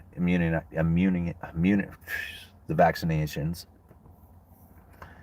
But no, probably about teenage years. I refuse any kind of like, no, I'm not doing flu shots. I'm not doing any of that stuff. No, none of that. And I made that choice a long, long time ago for myself. But my dad was in the military until I was 12. So yeah, he retired when I was 12 years old, and then we moved up here. So. Simon's mom makes David Goggins look like Play-Doh. Huh. Homer Simpson had the best life ever. The next generation won't get to sip beer, burp, fart, and have house paid off. No. So tens of millions of people in the country live in modular homes, but they're not represented in TV or movies. I can only think of one show about people living in trailers, and that was My Name is Earl. Well, what about Trailer Park Boys? Yeah, Trailer Park Boys. I think that was pretty accurate. I mean, I think the behavior within the Trailer Park Boys episodes was probably very accurate to. I mean, it was a little bit outlandish, but I think it was very accurate to the behaviors of most people. All right. Al Bundy also has a hot Latino wife now. All right. And that show was done in a very mocking tone. Having a safe, reliable car is more important than not paying a few bucks in interest if you need a car. Okay, very true. If you need, that's true, right? Having a safe, reliable car is important. Like if that's the only means of transportation that you have, and you need to get your family to around, and you got to get to your job on time and all the other stuff. Yes, it is very important to have a safe, reliable car. I have a fairly safe, I mean, it's small, so I'm not trusting of it as far as being that safe, right? It's reliable. It's a Toyota. It's okay. It's an older car, so, you never know. And it transports me. And as far as reliability, if it does break down, I got a backup, right? So when you drive a POS, you have to have a backup POS to go with it. And if I ever come across another car that's, reasonably priced and it's like running good, I might just buy it up so I have a third backup as well. So, yeah. If you're not going to, I mean, if you're going to drive a car like this, you have to understand that, tomorrow it may not start, right? I mean, and I'm aware of that. That's why I have another vehicle. I would never break the 20% down rule if I was to buy a home. Ramsey wants you to coach people on finance and cut him a piece off of that. I kind of agree with about Dave Ramsey. I don't listen to him that much anymore. I do like his ideas about debt is slavery. Yeah, and it's one thing I definitely agree with Dave Ramsey on is getting out of debt. Like, I mean, all his ideas on how to get out of debt and all that other stuff, I totally like, yeah, like I'm on board with all that stuff. It's just this advice for behavior with your finance. I disagree with it. Like, I don't think he really, I mean, if you make $150,000 a year, then I think Dave probably has some good advice for you. But if you're like, average income, $18 an hour, making less than $50,000 a year or whatever, is just like, I don't know what it is that his advice has for you except for to get out of debt. Okay, so now you're brown noser of Ramsey. What? I don't think so. I mean, whatever. I'm a millionaire and don't feel like it. For instance, had $6,000 in my bank account and went in partners on a dump trailer to make more. There are always investments. That keep me cash poor. Yeah. What I don't get to is that Dave's channel is that those with wealth, why would they go to a YouTube channel for financial wealth? Already have wealth. Right? All right. How about that Sharks guy pumping Sam Bankman crypto for 15 million payoff? I don't know why. I don't know why anybody would ever push a crypto exchange. I don't know why anybody would ever trust a crypto exchange. Like that, like it blows me away that all these people are like, oh man, we lost all this money. Nobody saw it coming. And I'm like, wait a minute, they were a crypto exchange, right? Like, where they exchange cryptocurrencies. Like, they all are frauds and failures. I mean, I'm not saying every one of them, but every one of them should be suspicious, or you should be suspicious of them being a fraud. Because that's like I don't know how many times I've heard of crypto exchanges going down. Like, it's all the time. And I've even personally lost a bunch of crypto to a crooked exchange called Crypsy. And so, like, it's a lesson that everybody, I guess, has to learn. Like, go and leave a little bit of crypto on an exchange and then lose it, and then you'll learn your lesson too. I mean, I don't know why people trusted that. Like, I wouldn't have trusted that. And I mean, I don't know why anybody else would. And by somebody like, as famous person going out there saying, oh man, this is a great idea. I think it's great, whatever. You just fell right into the scams like everybody else did. Anything just ownership of Bitcoin or cryptocurrencies, not a big deal, right? But anytime that somebody gives you promise, like, hey, put it with this third party, and you can flip it, or you can get an interest rate off of it, or you can, like, whatever, you're taking your risk. That, third party risk. As soon as you take it and put it over there, you don't own it anymore. You gave it away. You gave it to somebody else. And if you lose it, that's your fault. All right. Own it. The owner, ownership of the Bitcoin, like, private key to the wallet, that's not going to fail. That, in my opinion, the Bitcoin protocol, the program, the distributed ledger, that's going to keep functioning the way it always has, right?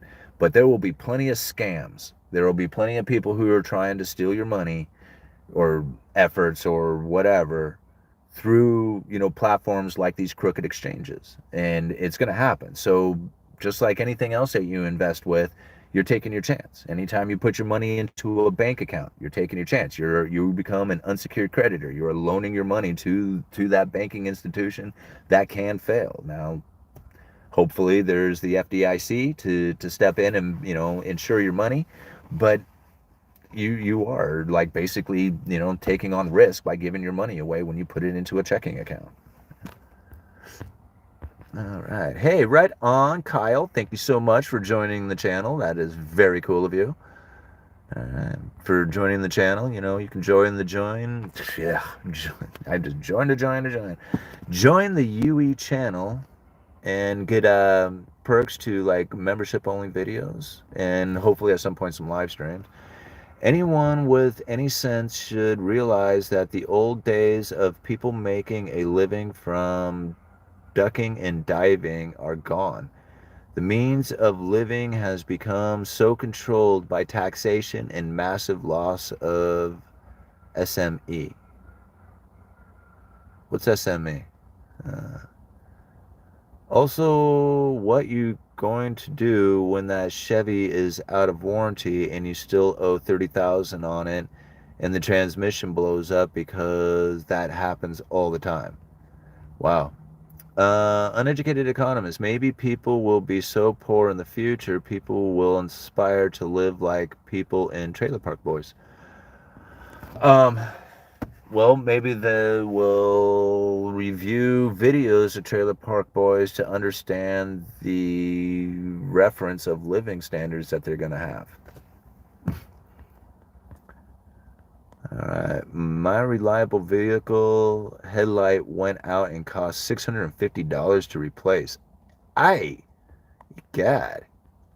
This whole car didn't even cost $650. In fact, I don't even think I put $650 into the car altogether. You know? Well, no, I guess I did put tires on it, so that was more than, but I could have $10 million and be very happy living in a nice trailer park. Buy beater when your beater's wheels fall off, right? Yeah, and I've always driven like beater cars, like always. Well, not always. I mean, I did buy one fairly nice truck for myself a long time ago. It was a '95 Ford Ranger, and I drove it for 300,000 miles. I think I got my money's worth out of it. But vehicles, well, I did buy my wife. We did buy her an Explorer when about 15 years ago, and it was a fairly new car. That was, it was $24,000 or whatever it was. But again, we drove that one for a really long time, paid it off early. The engine blew on it. I traded that for another vehicle. Didn't I? What did I end up trading that for? Or I sold it or something. Anyway, I ended up with that Explorer back after somebody put an engine in it. And then it got hit by a bus, which was funny. And I was thinking, man, this poor truck, like, I've had it all these years. It was kind of beat up. I had a different engine in it. And I'm thinking, man, if I could have even got $3,000 for it, I would have been happy for it. And after it got hit by that bus, they gave me like, I don't know, it's like $4,200 for it or something. So it ended up being a kind of a good deal for me. All right. We need young people to watch All in the Family. Yeah, we do. Old Archie Bunker. All right. Look at houses. Takes more and more of your work to a salary to life to buy. Yeah, and that's really where I think, like, home ownership, especially I mean, with the condition right now, considering that nobody's even building homes, or I shouldn't say nobody, less homes are being built right now. The idea of home ownership is really kind of going out the door and moving into apartments. Like, nobody's really going to need a house if you don't have family formations and the desire to even have a family. What's the point of having a big old house, right? It's just easier to have an apartment, or even better, just live in a car, or a van. All right. Buying a new vehicle or inexpensive used vehicle is not a guarantee of reliability. Just watch the Scotty Kilmer channel. Exposes all the time very expensive new unreliable cars. Man, that would just bum me out, and to buy a new vehicle and then have it not be functioning properly. I mean, you know, I bought this thing years ago for $500. It starts every time. I don't have any worries about it. All right. All the homeowners in Texas can't afford to trim their limbs, so no power for days. Michael Malice is based Simon. All right. Well, we'll check it out. Let's see here. 30-year mortgage charges twice. First 15 years interest, next 15 years pays the house. Yeah.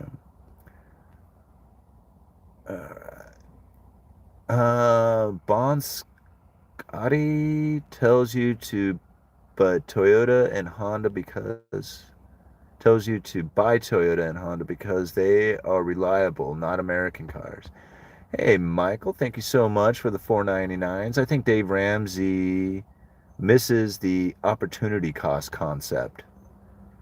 Huh. Yeah, I mean, I don't really listen to Dave much, right? The few times that I did, I was just kind of more frustrated with him. Like, you know, it's just like, dude, you just don't even like I said, I felt like disconnect. Like he was like, dude, you don't understand like what it's like to be down on the lower levels here.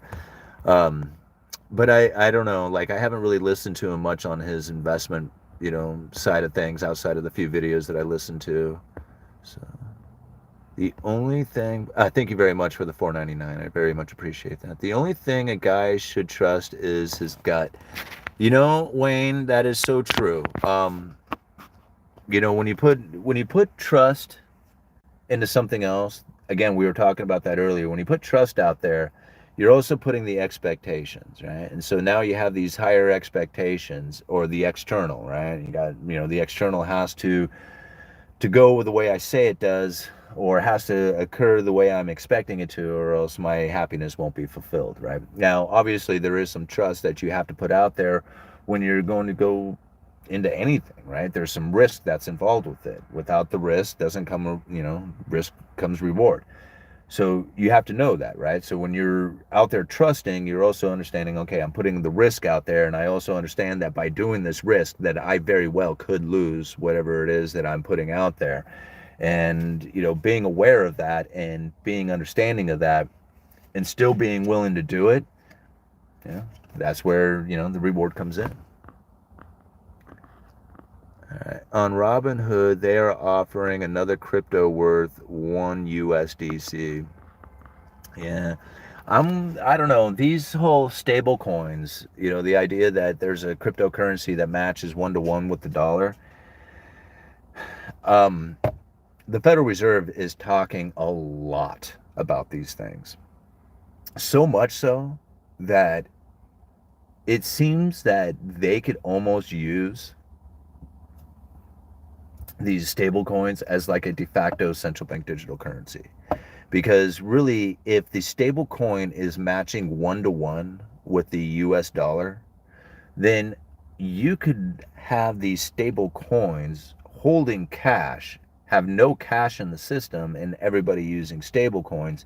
And whatever monetary policy that is conducted by the Federal Reserve would transfer through those stable coins. And so I don't know, I'd be very leery about these stable coins and them just kind of switching into use for a central bank digital currency. It's not quite the same, but it's just, there's so much chatter coming from the Federal Reserve, and then them saying just that the monetary policies could transfer through the stable coins. It just, I'm like, that just seems too coincidental. All right, people justify buying a new car because it's under warranty, but as Scotty often shows, the warranty is barely worth the piece of paper it is written. The dealer will do anything they can to not make the repair. Yeah, I've seen that happen with some people out there. I did have a warranty on the Explorer, and I don't know, like the few issues that did come up, I didn't have any issues. Like the warranty took care of everything that was on it. I had transmission issue at one point on it. There was a starting issue and all that. I mean, I basically went to the dealership, tossed the guy my keys, and he gave me a call later saying, okay, come pick up your car. So it worked out okay for me. But yeah, I could see where like the warranty is really, extended warranties and stuff are really just a waste of money, and then they don't even work for the people. Alright. At least Dave Ramsey didn't recommend a crypto exchange. Yeah, that is so true. I mean, I can give the guy props for that. I mean, at least he didn't recommend a crypto exchange. O'Leary is a grifter. Guess he didn't see it coming from the better grifter. The sheeple went headlong into crypto in the early days of COVID. Makes me laugh seeing how fake it all was. It's, people get excited about stuff. I mean, I've been in crypto for a long time. I've been dollar cost averaging into Bitcoin for so long, I don't even know what my average is. I mean, I just own some. That's all I know. And it goes up and down, and when it goes up and goes way up, it gets quite exciting. It's just like, oh my gosh, look at what's going on here. But then when it falls and everybody says, haha, look at you, you lost all your money, and I'm thinking, I didn't lose anything. I still have all the crypto and I didn't sell any of it. So it's just that, it's just it's not something like I don't think people should be dumping like all their savings and investing and stuff like that into crypto. I think crypto is something it's not, gosh, I don't even know like how to explain it. It's something that you should just have, right? It's something that you should dollar cost average into. It's not something that's going away. It's obviously becoming more popular. It's becoming more prevalent. It's, when you have governments trying to figure out ways to control it, it's a big deal, right? Yeah, it's like when people say it's no big deal, governments will make it illegal. If they're making it illegal, that's a big deal. That's a really big deal. And what I find funny about it is that it's something that somebody wants, right? And anything that you have that somebody wants that the government makes illegal, it causes the price to go up. I mean, think about it. Sex, drugs, firearms, whatever it is. Like if the government puts some sort of law or restriction upon it and the people want it, up goes the price. And so no better way to cause cryptocurrencies to go up in value than to make them illegal. I mean, that's my opinion on it, Did I get another super chat down there? I did. Thank you very much. 46 degrees north for the $9.99. Appreciate the time and thought you put into your videos. Thank you. Well, thank you, 46 degrees north. I try my best to come out here and be every day putting out something new for us to talk about, to discuss, to try and, wrap our heads around. This is what we're doing out here, is trying to figure this stuff out. Like Dave Ramsey, how is he supposed to know what it is that you're supposed to do? Right? I mean, unless he's sitting there listening to your story, listening to the way you grew up, listening to the challenges that you have in your life, the things that you need to succeed in, all that stuff, how is he supposed to know what it is that you're supposed to do? Right? No, how is anybody supposed to know? Like, I mean, you could sit there and talk to somebody all day long about your experiences and the conditions of your life. They still don't know what it is that you're supposed to do with your life. Only you do. Like, you're the only one who can figure that stuff out. And relying on somebody else to say, hey, man, these are the things you need to do in order to have a happy, successful life, it's not going to work. I mean, it's just simply, you might work by chance. It just, happen to be successful. But for the most part, you're going to have to figure that stuff out on your own. And that's really what this is all about, is trying to figure out how it is that we make these best decisions for ourselves. All right. The average new car price hit $50K. What a complete joke. Ripoff. Yeah. $50,000 for a car? I mean, how many cars could I buy? I could buy like 100 cars. Like, I could buy 100 of these cars. I could buy 100 cars and wreck one every single month for like almost a year or every year for like 10 years, or every month for like 10 years or something, right? How many cars? That's like an insane amount of vehicles that you could buy. For 50,000, you get one, and it probably breaks down on you anyway, right? Bitcoin is the only one I know won't go away. Yeah, and I agree with you, Joshua, on that. Like, I do also, like, I haven't purchased it much lately, but I got into Litecoin. I think Litecoin and Bitcoin, those were like my two cryptos that I went to. Bitcoin mainly because I think that really there's nothing else out there that can match what Bitcoin can do. Like, there's just nothing else. And as far as Litecoin, I just really like Charlie Lee, and I like the way that he was talking about, Litecoin and cryptocurrencies and everything that goes along with it. I'm a fan of Charlie Lee. A lot of people give him a hard time, whatever. I don't care. I still think that he's a good dude. But Bitcoin, really, that's the only cryptocurrency that's out there. And it's mainly because of the security behind it. I mean, they know how to hack these cryptocurrencies. If you can take over 51% of the computers, the miners, you can change the ledger. You can make it whatever you want. You'd have total control over it. But taking over 51% of the miners is a really, I mean, it's not impossible, but it's pretty much impossible. It's not going to happen. And so the security of Bitcoin is far more superior than just about any, and it is more superior than any cryptocurrency out there. Now, security wise, as far as like being able to see transactions, who's doing what, where it's going, stuff like that, that's exposed and that's for anybody to see. And so when it comes to like governments understanding who and where and what those transactions are doing, that starts to get exposed using the Bitcoin protocol because of the distributed ledger system. Anybody can see it. So that's where things like Monero come in, where you have like a lot more security as far as who's transacting with who. But I think that, there's certain, ways of using secondary layer systems with Bitcoin that can do the same thing as bringing in those security levels of being more secure and private. But anyway, moving on. All right, where do you store your crypto? Hopefully on wallet and not exchange. Now, infamous NYC, I put crypto in a few different places. So I do carry the majority of it at Coinbase. All right. Now, I know a lot of people might shake their heads at that one. It is an exchange of sorts. And if they do happen to steal all my crypto, that is my fault, right? That is, my bad for leaving it with those guys. Now, out of all the places, I feel somewhat confident that Coinbase is legit.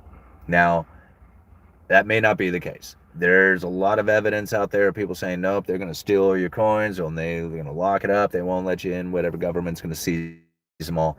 There's all those things out there, right? But those are also same concerns that you would have with cash in your bank account. So again, like I think about like where it is that I feel confident keeping my coins. I do feel somewhat confident keeping it with Coinbase. I also keep some on a private, like my private wallet. I wrote down the private keys to my wallet and I keep it in that. I can regenerate that wallet anytime I want. I have, cryptos on places like Abra, where I actually use it to try and get a little bit of interest rates on the cryptos. Abra is a place that you can, buy Bitcoin or Litecoin or whatever you want, and then you can also put those coins up for interest, so that you can actually generate a little bit of interest off of those coins. So I was just checking that out to see if it would work, and I've been doing that for a couple of years. So far so good, and haven't had it stolen from me, not from any of these places that I've been putting it. However, places like Cripsy, they stole it from me. So I mean, you have to be concerned about it. I would recommend for anybody who has never like purchased cryptocurrencies to maybe start with Coinbase, but then pull it off of Coinbase onto a hard wallet, something that, and if you don't understand what that is, learn what a hard wallet is, learn how to secure those private keys, and then, once you do that, then you'll feel a little bit more confident about where it is that you're putting your coins. But if you leave them on an exchange, yeah, you're asking for it, And so I would suggest like putting them into several different places and then making sure to secure the private keys. Secure the private keys, right? If there's anything, secure the private keys, right? Because I lost the private keys to an Ethereum wallet, and now there's going to be Ethereum in there, and if it goes up to hundreds of millions of dollars, I won't have access to it, which sucks, right? So secure the private keys. Dogecoin to the moon. Yep, I have some Dogecoin. I love Fiat. It ain't going nowhere anytime soon, in my opinion. And I truly understand, or I misunderstand Saint. Is that what it says? I truly believe in that as well. I think Fiat is not going anywhere anytime soon. All right. I know a lot of people will shake their heads at that and get all mad, purchasing powers being diminished, whatever. The fiat currency and the way the system is set up right now, I just don't know of anything else that can replace it. See, that's just the problem. It's like, yeah, it sucks. Yeah, it's going to go away. It's, it's hurting people, whatever. But there's nothing else. There's really nothing else out there. And you can name all kinds. Well, gold would work, and so, and cryptos would work, or all this other stuff would work. Yeah, but it's not in play. It's not in system. And so in order for that to happen, you would have to transition into that sort of thing, and I don't see where that's taking place. So until that happens, we're stuck with fiat. All right, pump and dump bag holders, crypto.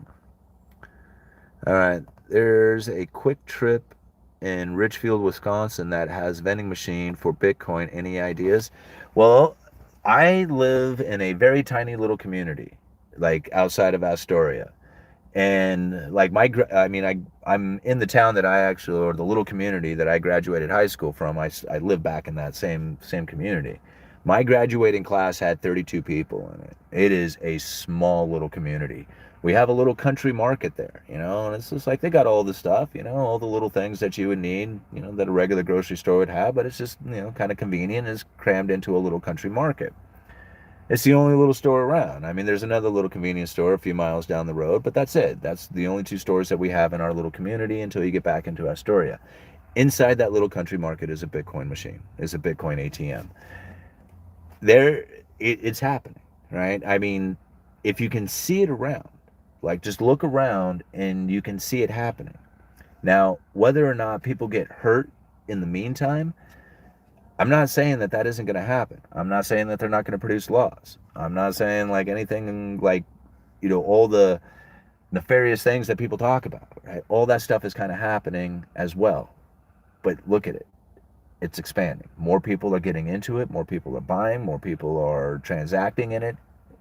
More things like PayPal and Venmo, Cash App, all these things are setting up the ability to exchange cryptocurrencies. They wouldn't be doing that if they didn't have the idea that, this stuff is coming in the future and we better get prepared for it now. So you own coin? Yeah, I own coin. I own I own quite a bit. I own mostly Bitcoin and Litecoin, and then some of the other like alternative coins. I have a whole list of just a bunch of them that I purchased. Not much, like anywhere from $20 to $50 of all kinds of other just altcoins. Just picked them up randomly, whatever, um, with no real intent on anything other than just having them. Alright. Uh, Coinbase wants to be as legit as possible. Why wouldn't you just get a crypto wallet? They're $70. Why wouldn't I? Because then what if you lose the wallet? Right? Then they're gone. Well, you can back it up, but then I already backed it up, right? I backed it up. Wait, like, what's the difference between having a wallet and writing down the keys? Right? So, I mean, there is like the security of it, of having it in a wallet and saying, hey, I got my, stuff right here. But then there's also the security of memorizing the keys and carrying it all right here. Right? And then there's nobody who can steal it. You can smash the hard wallet, whatever. Get sent to jail, cross borders, have everything stolen from you. You got all your money locked up in your head. That's the best place to keep it if you can. But then you get stuck with, having to commit it to memory and then not forgetting it. All right, I feel pretty safe keeping my emergency cash and some precious metals in a secure location only I know in my dwelling. Central banks wants to be reputable and trustworthy. I don't see them pulling any crap, but could be wrong. Keep on ledger. Yeah. And see, that's the thing. Like oops, there we go. I've had people like send me like hard wallets in the mail and stuff, and although I mean I don't know if they're trustworthy people who sent them to me, I have a difficult time using those wallets because I don't know how secure they are. Like, did they already corrupt the wallet? So as soon as I put any crypto on there, they immediately snap it off of that wallet and take it for themselves. I mean, that could happen. If you don't hold it, you don't own it. That's it. And no, it's not inside a coffee can or a fake soda can. However, you would have to literally dismantle my home in order to find my secure location. Crypto is going to blast off. And then something like Celsius kind of concerns me. Yeah. You have to know where and when to move your currency and make more. Just hanging on to it, you're gonna lose. Inflation will just eat it away. Yeah, that's right, Joshua. I mean, but I am sitting on the idea that I'm stacking cash, right? I'm sitting with that idea. And reason is because I just feel that the buying opportunities are coming. I think that there's going to be a downturn into the markets where stocks are going to be a much better purchase than they are today. Now, I personally am watching the 30-year, 5-year. It's something that I have said many times. It's Alan Greenspan's indicator of a recession, not or when he was asked about a recession, and the 2-year, 10-year inversion. They asked him, they said, what do you think about the 2-year, 10-year inversion being an economic recession indicator? Alan Greenspan's response to that was, yes, I think that the 2-year, 10-year is a great recession indicator, but what's better is the spread between the 5-year and 30-year. And when you see that spread widening, he says that is corporate management's willingness to invest. So when I see the 30-year, 5-year start to spread, or spread start to widen, then I'm going to think, well, if that's corporate management's willingness to invest, then I should be willing to invest, right? So hopefully at that time, the market conditions will be obvious to me that says, yes, this is where you should be putting your money. Now, in the meantime, I have been investing into Altria. That's Marlboro cigarettes and Anheuser-Busch. I don't drink or smoke, but that's, something I know a little bit about.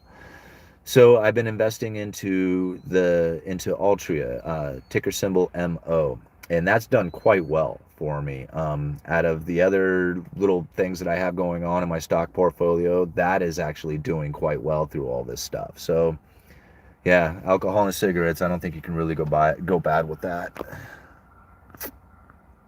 All right. In every CCA 100 years, we go to so-called winter, and we are in one right now. When do you think it will end?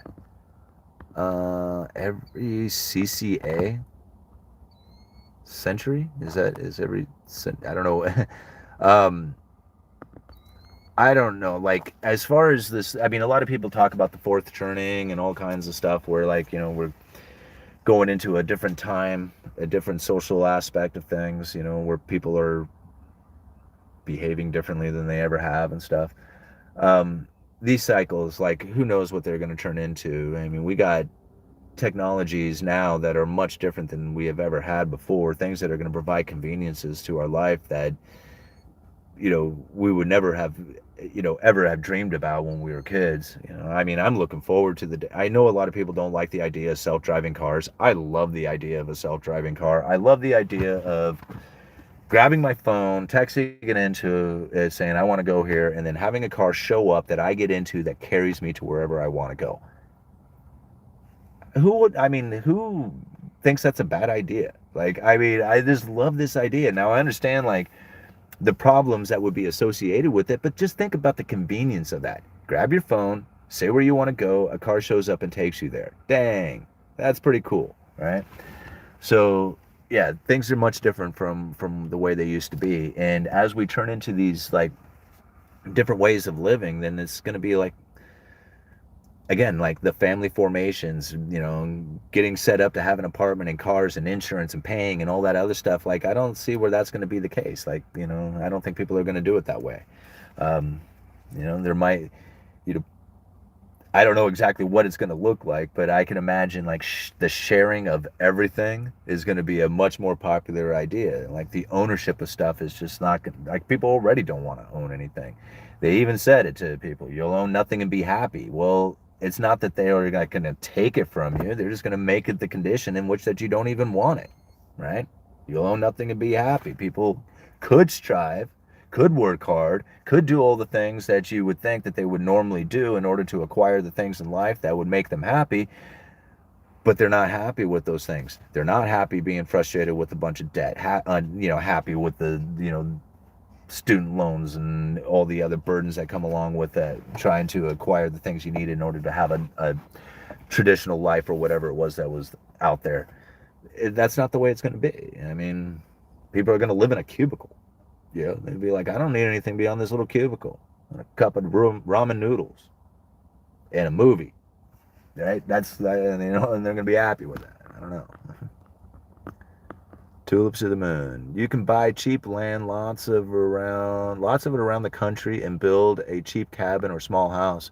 Yeah, a buddy of mine moved to Missouri and picked up I mean, I couldn't believe how much he paid for a house. It was like so cheap. Well, like less than $50,000 if I remember right. He paid for this house, and I'm like, I mean, don't get me wrong, it wasn't a great house. It like he, showed me video of it and pictures, and I'm like, a lot of work, but still, I mean, it was like, I mean, people paid more for a car. All right. I'm finally thinking about precious metals, doing research. Looks like gold could come down if the dollar goes higher in the next week or two. Yeah, Jeffrey, definitely look into buying precious metals, I mean, here we're going to be talking about this book here in a little bit.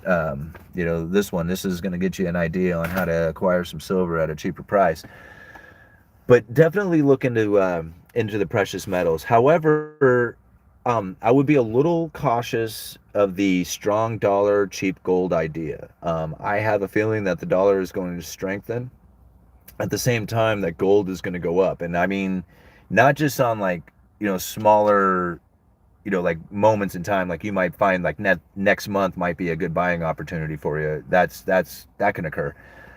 I'm thinking the longer run, like over the course of the next 10 years or, 5 to 10 years or whatever, you're going to find where the dollar is going to strengthen at the same time that gold does, just because of the global concerns about what is going to happen with not only their sovereign nation's currency and conditions, but then what's going to happen in the United States. We were talking about this just a little bit earlier. If the United States has a lot of concern about whether or not the stock market's going to fail, the real estate, the dollar, the U.S. treasuries, then people are like, well, if I'm concerned about my own sovereign nations, corporations, currency, and I'm worried about the United States and the same thing, where do I go? I mean, do I go into Bitcoin or do I go into gold? And so people are going to start pouring into gold. But the dollar is the safe haven asset. So when the rest of the world starts having issues, everybody floods to the United States, especially like the U.S. Treasury. So you could see where the dollar and gold could rise together during that time, as people are not only concerned about the dollar, but then they're also concerned about their own sovereign nation. So both of them go to work together. For me, it's the Brave browser and their native token BAT. Yeah, I have a few of those. The basic attention token. Ask anyone that's been in a natural disaster or emergency and the internet's down and the power is down. The only thing that matters is cash if you have in your hands. That's how you get out cash in your hands. Yeah, and that's true. A lot of people also don't realize that if there was like, not only during like that time, right, because like all of a sudden you have like a complete failure of the system and now you are in like barter situation. If you have coins, like silver coins and stuff like that, you might be able to trade, but if you got cash, you're in operation, you're working, right? So cash is by far the king during any kind of situation. There is nobody out there who will deny the acceptance of cash. Well, that's not true. I guess there are some people who will. But for the most part, cash is going to get you where you need to go. And now, if you think about like total systemic failure, right? The bankruptcy of like the Federal Reserve. If you go and you look at the Federal Reserve documents, right, and you look up Federal Reserve notes, the actual paper cash, is the first lien paramount right to the Federal Reserve's balance sheet. Now think about that. The Federal Reserve failed, right? There's bankruptcies taking place. You have cash in hand. You have first lien and paramount right to go to the Federal Reserve and say, I want access to your balance sheet and exchange this for whatever it is you have on that balance sheet. The very first thing that they list is gold, followed by special drawing rights. Now, special drawing rights are a basket of currencies from around the world that form like almost like a global world reserve currency. Now, I don't know if there's actual cash SDRs. I think they're just accounts, but the gold is the very first thing on the list. So I don't know if you're going to actually be able to do it, but according to the paperwork, if you go and you look at the documents, if you have cash during a Federal Reserve bankruptcy, you should be able to go to them and say, here's the cash, give me the gold, because you have that on your balance sheet, and I have first lien and paramount right to your balance sheet for the possession of gold, or for the possession of these Federal Reserve notes. That doesn't apply to bank accounts. That doesn't apply to a stock portfolio that is doing cash, right, or doing dollars. That is only for those who hold Federal Reserve notes, the actual folding paper dollars. So that's something to look up and research. Let's go. Man, so many comments. Look at this. Holy crap. All right. Misunderstood. I work as a maintenance guy in engineering, manufacturing plant. We ship 100 plus V8s a day. It's pickup, not slowing down. It's picking up, not slowing down. All right. Let's see here. Would be like always using a public toilet. Smells clean, looks slimy. I've seen a couple of restaurants in Orlando that say they do not accept cash. Yeah, and that's another thing. People have said, well, it's legal tender for all debts, public and private. You are forced to take cash. No, you are not. There is nobody in this country at all that is forced or required to accept cash. You voluntarily do that. Now, when it comes to paying taxes, there's a difference. You have to pay taxes in dollars. But as far as the exchange or the forcing of people to accept cash, there's no law out there that requires anybody to accept cash. You do not have to do it.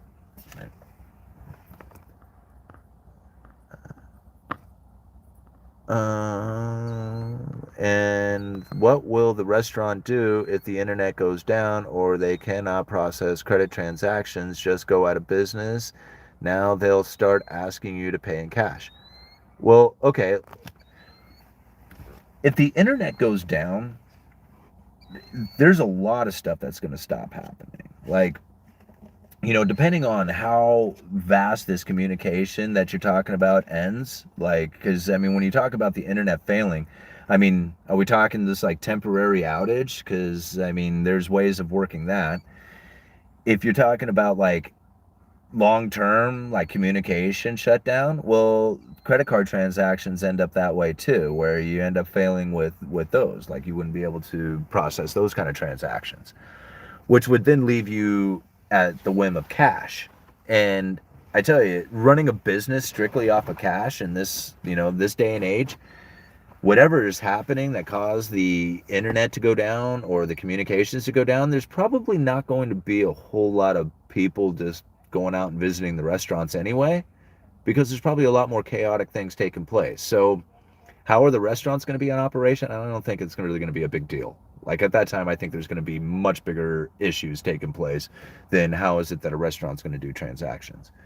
That's my opinion on it. Like, when people use that reasoning behind it, it's just like, well, what are you going to do when the internet goes down? It was just like, if the internet goes down or the communications go down, there's going to be far bigger issues to deal with than what am I going to do to go buy a burger, right? I mean, you're going to wonder how the hell it is you even cook a burger.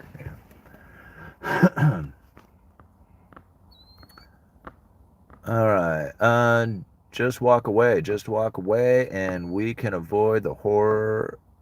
Lots of lives, eh, Lord? All right. If they don't accept cash, don't use them. All right. Come to the UK. There's cameras recording you as you scan products.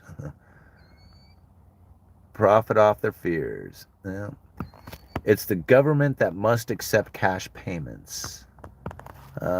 He was trying to be nice to those people, those ingrates? Exactly, Yui. All right.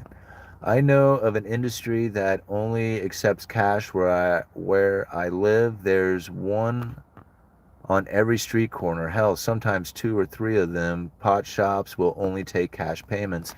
Yeah, I mean, the Workers Bar and Grill for the longest time. When I started going there when I was 21 years old, all the way up until, I don't know, just probably 6 or 7 years ago, It was only cash only place. Like they finally got like an ATM, but they didn't have like any kind of credit card service or anything. If you didn't have cash when you walked into the bar, you had to go down the street to the mini mart and go and get cash from their ATM. And it was funny because it said at the very bottom of the menu, like you had this menu of all the food, and then at the very bottom, we accept cash only, get the glue, was the phrase. Get the glue. I guess that was, the old man Dick Todd who owned the bar originally. That was his phrase when people said, "You don't accept cash or check, or you don't accept credit cards or checks." He said, "I only accept cash. Get the glue." And that was his phrase. Cash will continue to exist as a honeypot for people that think it is private. Ruler of the wasteland, the Latola of rock and rolla. Local pot shop takes debit. Yeah. Cash won't. Yeah, in fact, there's a sign out one of the local pot shops here that says they take debit. If crypto is banned, it will surge on the black market. There's local chain fish restaurant here that will only accept cash. Pete's Fish. They do not accept anything other than cash, and they do not have an ATM at every location so that you can get cash. And they do have. Yeah. All right, fudge brownies or birthday cakes.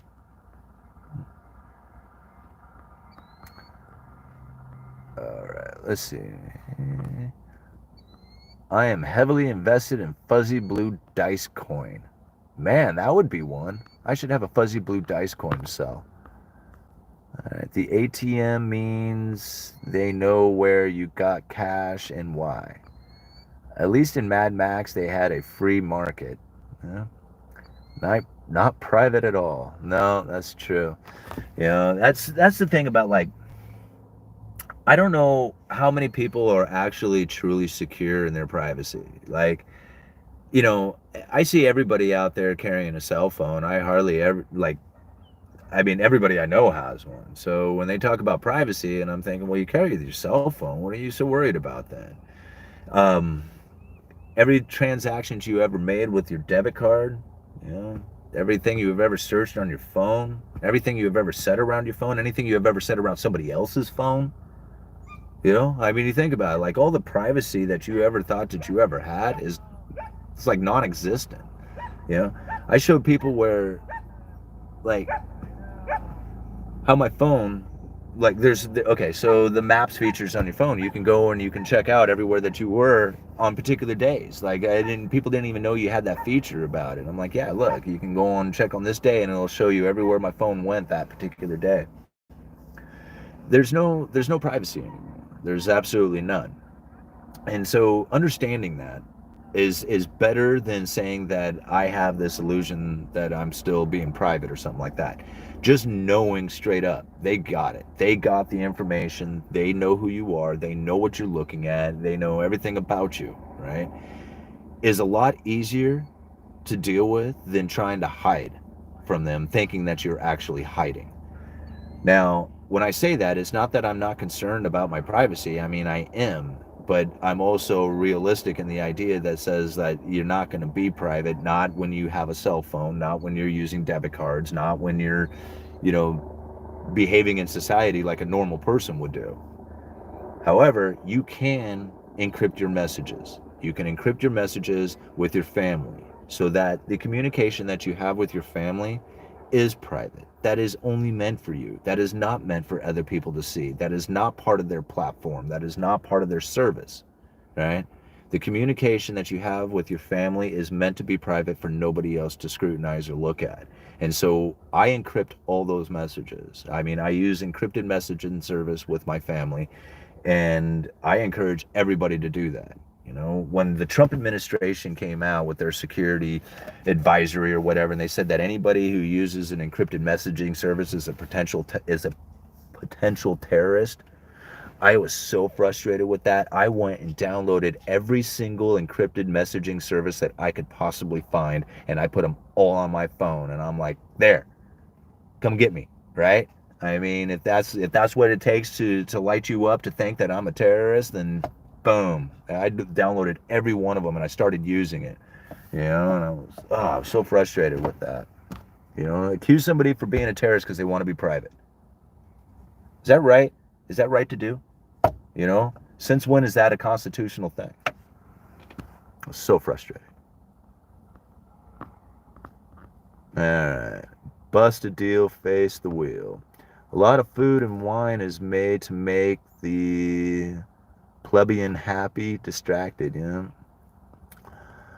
because of all the federal banking laws and bank knowingly accept deposits from the pot shop, that's still a federally banned substance. That bank is guilty of money laundering. Yeah, and I think it's probably more in the way that the actual transaction takes place with the debit card. And I think that really what it is that those pot shops are basically acting as an ATM as opposed to making an actual purchase with that debit card or credit card or something. I think that's probably more of the way they're getting around it. So, but then again, I don't know. What are you at here? All right. Man, I just love this going, don't I? 2 hours and 20 minutes into this. This is great.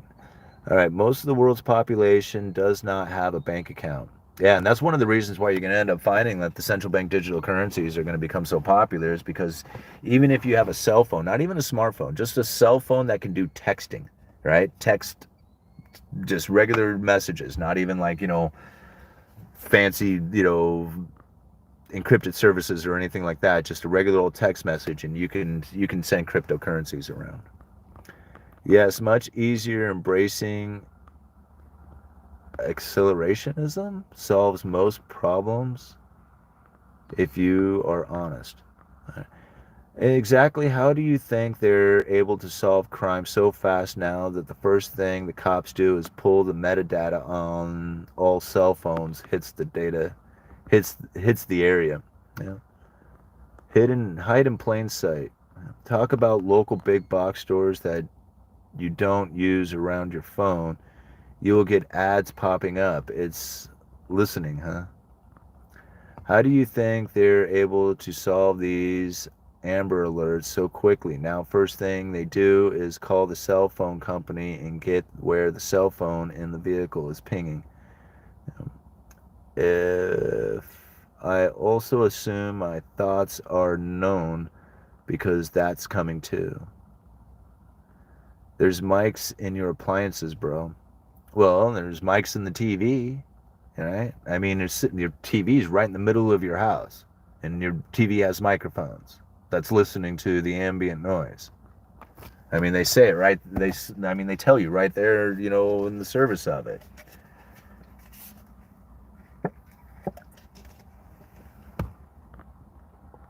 All right, we need less shy about the normal things we do. The politicians do much more dirty things in the guise of national security. You think real estate crash is heading in 2025? I'm renting, waiting to see what's going to happen in Jersey. Prices are still high. I think there are more rate hikes and pain coming. Well, I think the rate hikes are coming, and I think that there probably will be an increase to the mortgage rates as well. But I don't think that they're necessarily going to keep pace with the Fed funds rates. Like the increasing of the Fed funds, it may act independently of, or the mortgage rates may act independently of the Fed funds rates, which they kind of have. I mean, although they have gone up here over the last week or so, since October, they have dropped. I mean, they are down from that peak of back in October, and the Fed funds rates haven't come down. They've stayed elevated. Excuse me. So I don't know if necessarily the acts of the Federal Reserve is going to be as impactful to the mortgage market as a lot of people think they are. I mean, as far as my personal belief is that unless we have some sort of buildup of inventory, how does that happen? How do we get the buildup of inventory? Does it come from new construction or does it come from foreclosures? All right, because it's not really coming from the people who are just dumping out their houses and selling them. There are a lot of them coming out there on the market, but unless they are forced to sell, then why would they drop the price? right? I mean, if they're just wanting to sell, then they may reduce the price. But as far as like forcing the price down, that's going to come from people who have no other choice because they have to unload this property. And what is going to cause that? Like, I personally think that the biggest thing that would cause that to happen would be foreclosures. You'd have to have a rise of unemployment. Once you have a rise of unemployment, then you would have to have a condition in which that people would not be making their payments. That would have to exist for a while. Then you would have a foreclosure process begin. That takes a while, and then eventually you have to go into foreclosures, and then go into auctions and all that other stuff. So let's say that starts today. You got 2 years down the road before that would occur, right? So you're talking at least 2025 if that's going to happen. So I don't know. Like, I mean, is 2025 that year that's going to be taking place? Well, you would have to have a rise of unemployment taking place today. It's not occurred. So somewhere down the road, we're going to see a rise of unemployment. Then we'll start seeing the rise of foreclosures. Then, and then. So how far down the road does that be? Let's talk again once we see the unemployment rise. Once we see the unemployment rise and people start, heading to the unemployment line and stop making their payments, and then the foreclosures start to pick up, then we'll talk. We'll talk about where the housing market is going to go and where the crash is going to happen. Right now, it's the pressure. It's like the overwhelming rise in price that created a lot of pressure, and that pressure is now coming out. The buyers are like, you know what, that was too damn much. I ain't buying, right? But bring it down a little bit, and I might. Right? And that's the way the condition of the market is right now. I mean, as soon as a good deal pops up, boom, it's nabbed up right away. So there's plenty of people out there who are super eager, cash in hand, waiting. I'm waiting on the sidelines. And you're going to be like, think about it. You're waiting on the sidelines along with everybody else, waiting for that awesome deal to show up. So do they all show up at the exact same time? Or does occasionally a good deal pop up and you take it, and then another one and you take it? Yeah. So what people I think are anticipating is this like crash in the system, like this crashing of housing inventory, or crashing of housing prices, and a major rise of inventory. And like, you got to find like the catalyst that'll bring that on. Like during the great financial crisis, it was due to a mortgage-backed security problem. Like all these toxic mortgage-backed securities, because people had loans that they really never should have had in the first place. And as soon as the economy turned, boom, all these things just went bad all of a sudden. We don't seem to have that same case taking place. Could it? Sure. I mean, is that a possibility to come in the future? It absolutely is a possibility. But you got to find it. Like, where is it? What is it that's occurring that's going to cause that to happen? Where are all the unemployed people that will stop making their house payment? That's the question. Where are they? Are they here yet? Are they coming? What's going to cause that? All right. People don't realize just how much their cell phones spy on police. Use cell phone tower metadata as their first tool in investigating crimes. Thanks, UE. I'm out. Have a good weekend. Well, thank you, Eric, very much for being here. I really appreciate you guys, and all the time that you spend. I mean, I'm out here for 2.5 hours now. This is a long time for anybody to hang out, especially, sitting there listening to me ramble on the, on all these topics. I mean, I really appreciate you guys. All right. Let's see here. AI is so great now that they start threatening users. My TV is listening to UE. Yeah. IRS. Internal robbery service. Yeah, that's about right, Lord. Big businesses are being taken over by government, by soft power. Huh. I guess I gotta think of that.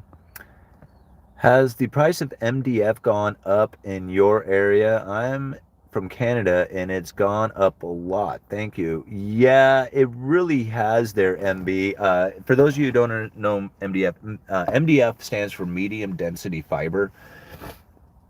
And they make sheet goods out of it, but for the most part, most people, I mean, from what I remember, most people use it for trim. They'll do like, just your basic house trim out of it, one by material, casings, moldings, stuff like that. And it's usually a fairly inexpensive product, because it's just like sawdust that's been, compressed into making the trim. So it's like basically sawdust boards. And it's a really good product for trim. It's smooth, it's consistent, it paints up really easy. And from what I understand, it's not only a domestically made product, but it's also a foreign made product. Right? And so during the lockdowns, during the shortages, during the shipping crisis that we had, a lot of the imported trims coming from Asia or whatever stopped coming into the United States. And that put a lot of pressure on the domestic manufacturers to not only produce a bunch, but then, if you're the only supplier and the demand's way up, well, supply and demand, prices go up. So that's what we had experienced, at least from a lot of what I had experienced with a lot of those primed interior trim products, is that the foreign imports had slowed down so much that the domestic manufacturers had to ramp up production. And because the domestic manufacturers are also high input cost, right, then it also ends up being high output cost as well. So when you have the domestic manufacturers becoming the main supplier of it, then that's probably the main reason why you saw the MDF go up. Then as the foreign supply starts to come in, it's a lot more difficult to bring the prices back down, as everything else out there, as far as input cost and storage fees and everything else that went with it, doesn't really give the availability to bring the prices back down in a significant fashion until you have that overwhelming demand that then brings in the supply that is not met by that demand, right? So right now, bringing in an oversupply to bring the prices down, it isn't really happening just yet. Give us some time and it might, but right now I just don't see that being the case. In fact, I used to stock MDF at my yard. It was one of the most popular trims that we sold. Over the last couple of years, people had given up quite a bit on it and moved over to solid wood products. I don't know if it was because the price had moved up and became, a little bit more comparable to the regular wood products, but the MDF stuff had really lost favor over the last few years. I'm thinking that's going to change. Even just recently, I've had quite a few people start asking more for MDF than they ever had. So because it's a cheaper alternative, that might be, the reasons why people are going to start getting into it again. All right, Article 1, Section 10 of the U.S. Constitution. Lord Humongous, Article 1, Section 10 of the United States Constitution says that no state shall coin anything but gold and silver as a legal tender in payment of debt. Yeah. I'd love to go back to a world where recessions are a normal thing. Yeah, right? Let's see. Well, guys, it's been a late one. Not late. It's been a long one. That's what I should say. I think I might head on home, go hang out with the kids for a little while, maybe work on the chicken coop for a little bit. And I don't know. I'll think about another video that we can do tomorrow. Maybe I'll try and read through a bunch of R.E. Gould's book here, and we can have a little bit of a discussion on that. I would love to have him on the show to talk about it and talk about his ideas as far as investing in silver and stacking more for yourself. But anyhow, thank you very much, everybody. Uneducated Economist. Well, how many people do we have here? We had 200 people up in the chat, 201 likes, and $62 in super chats. Thank you very much for all the support. Thank you, everybody, for being here. And Uneducated Economist, you guys let me know.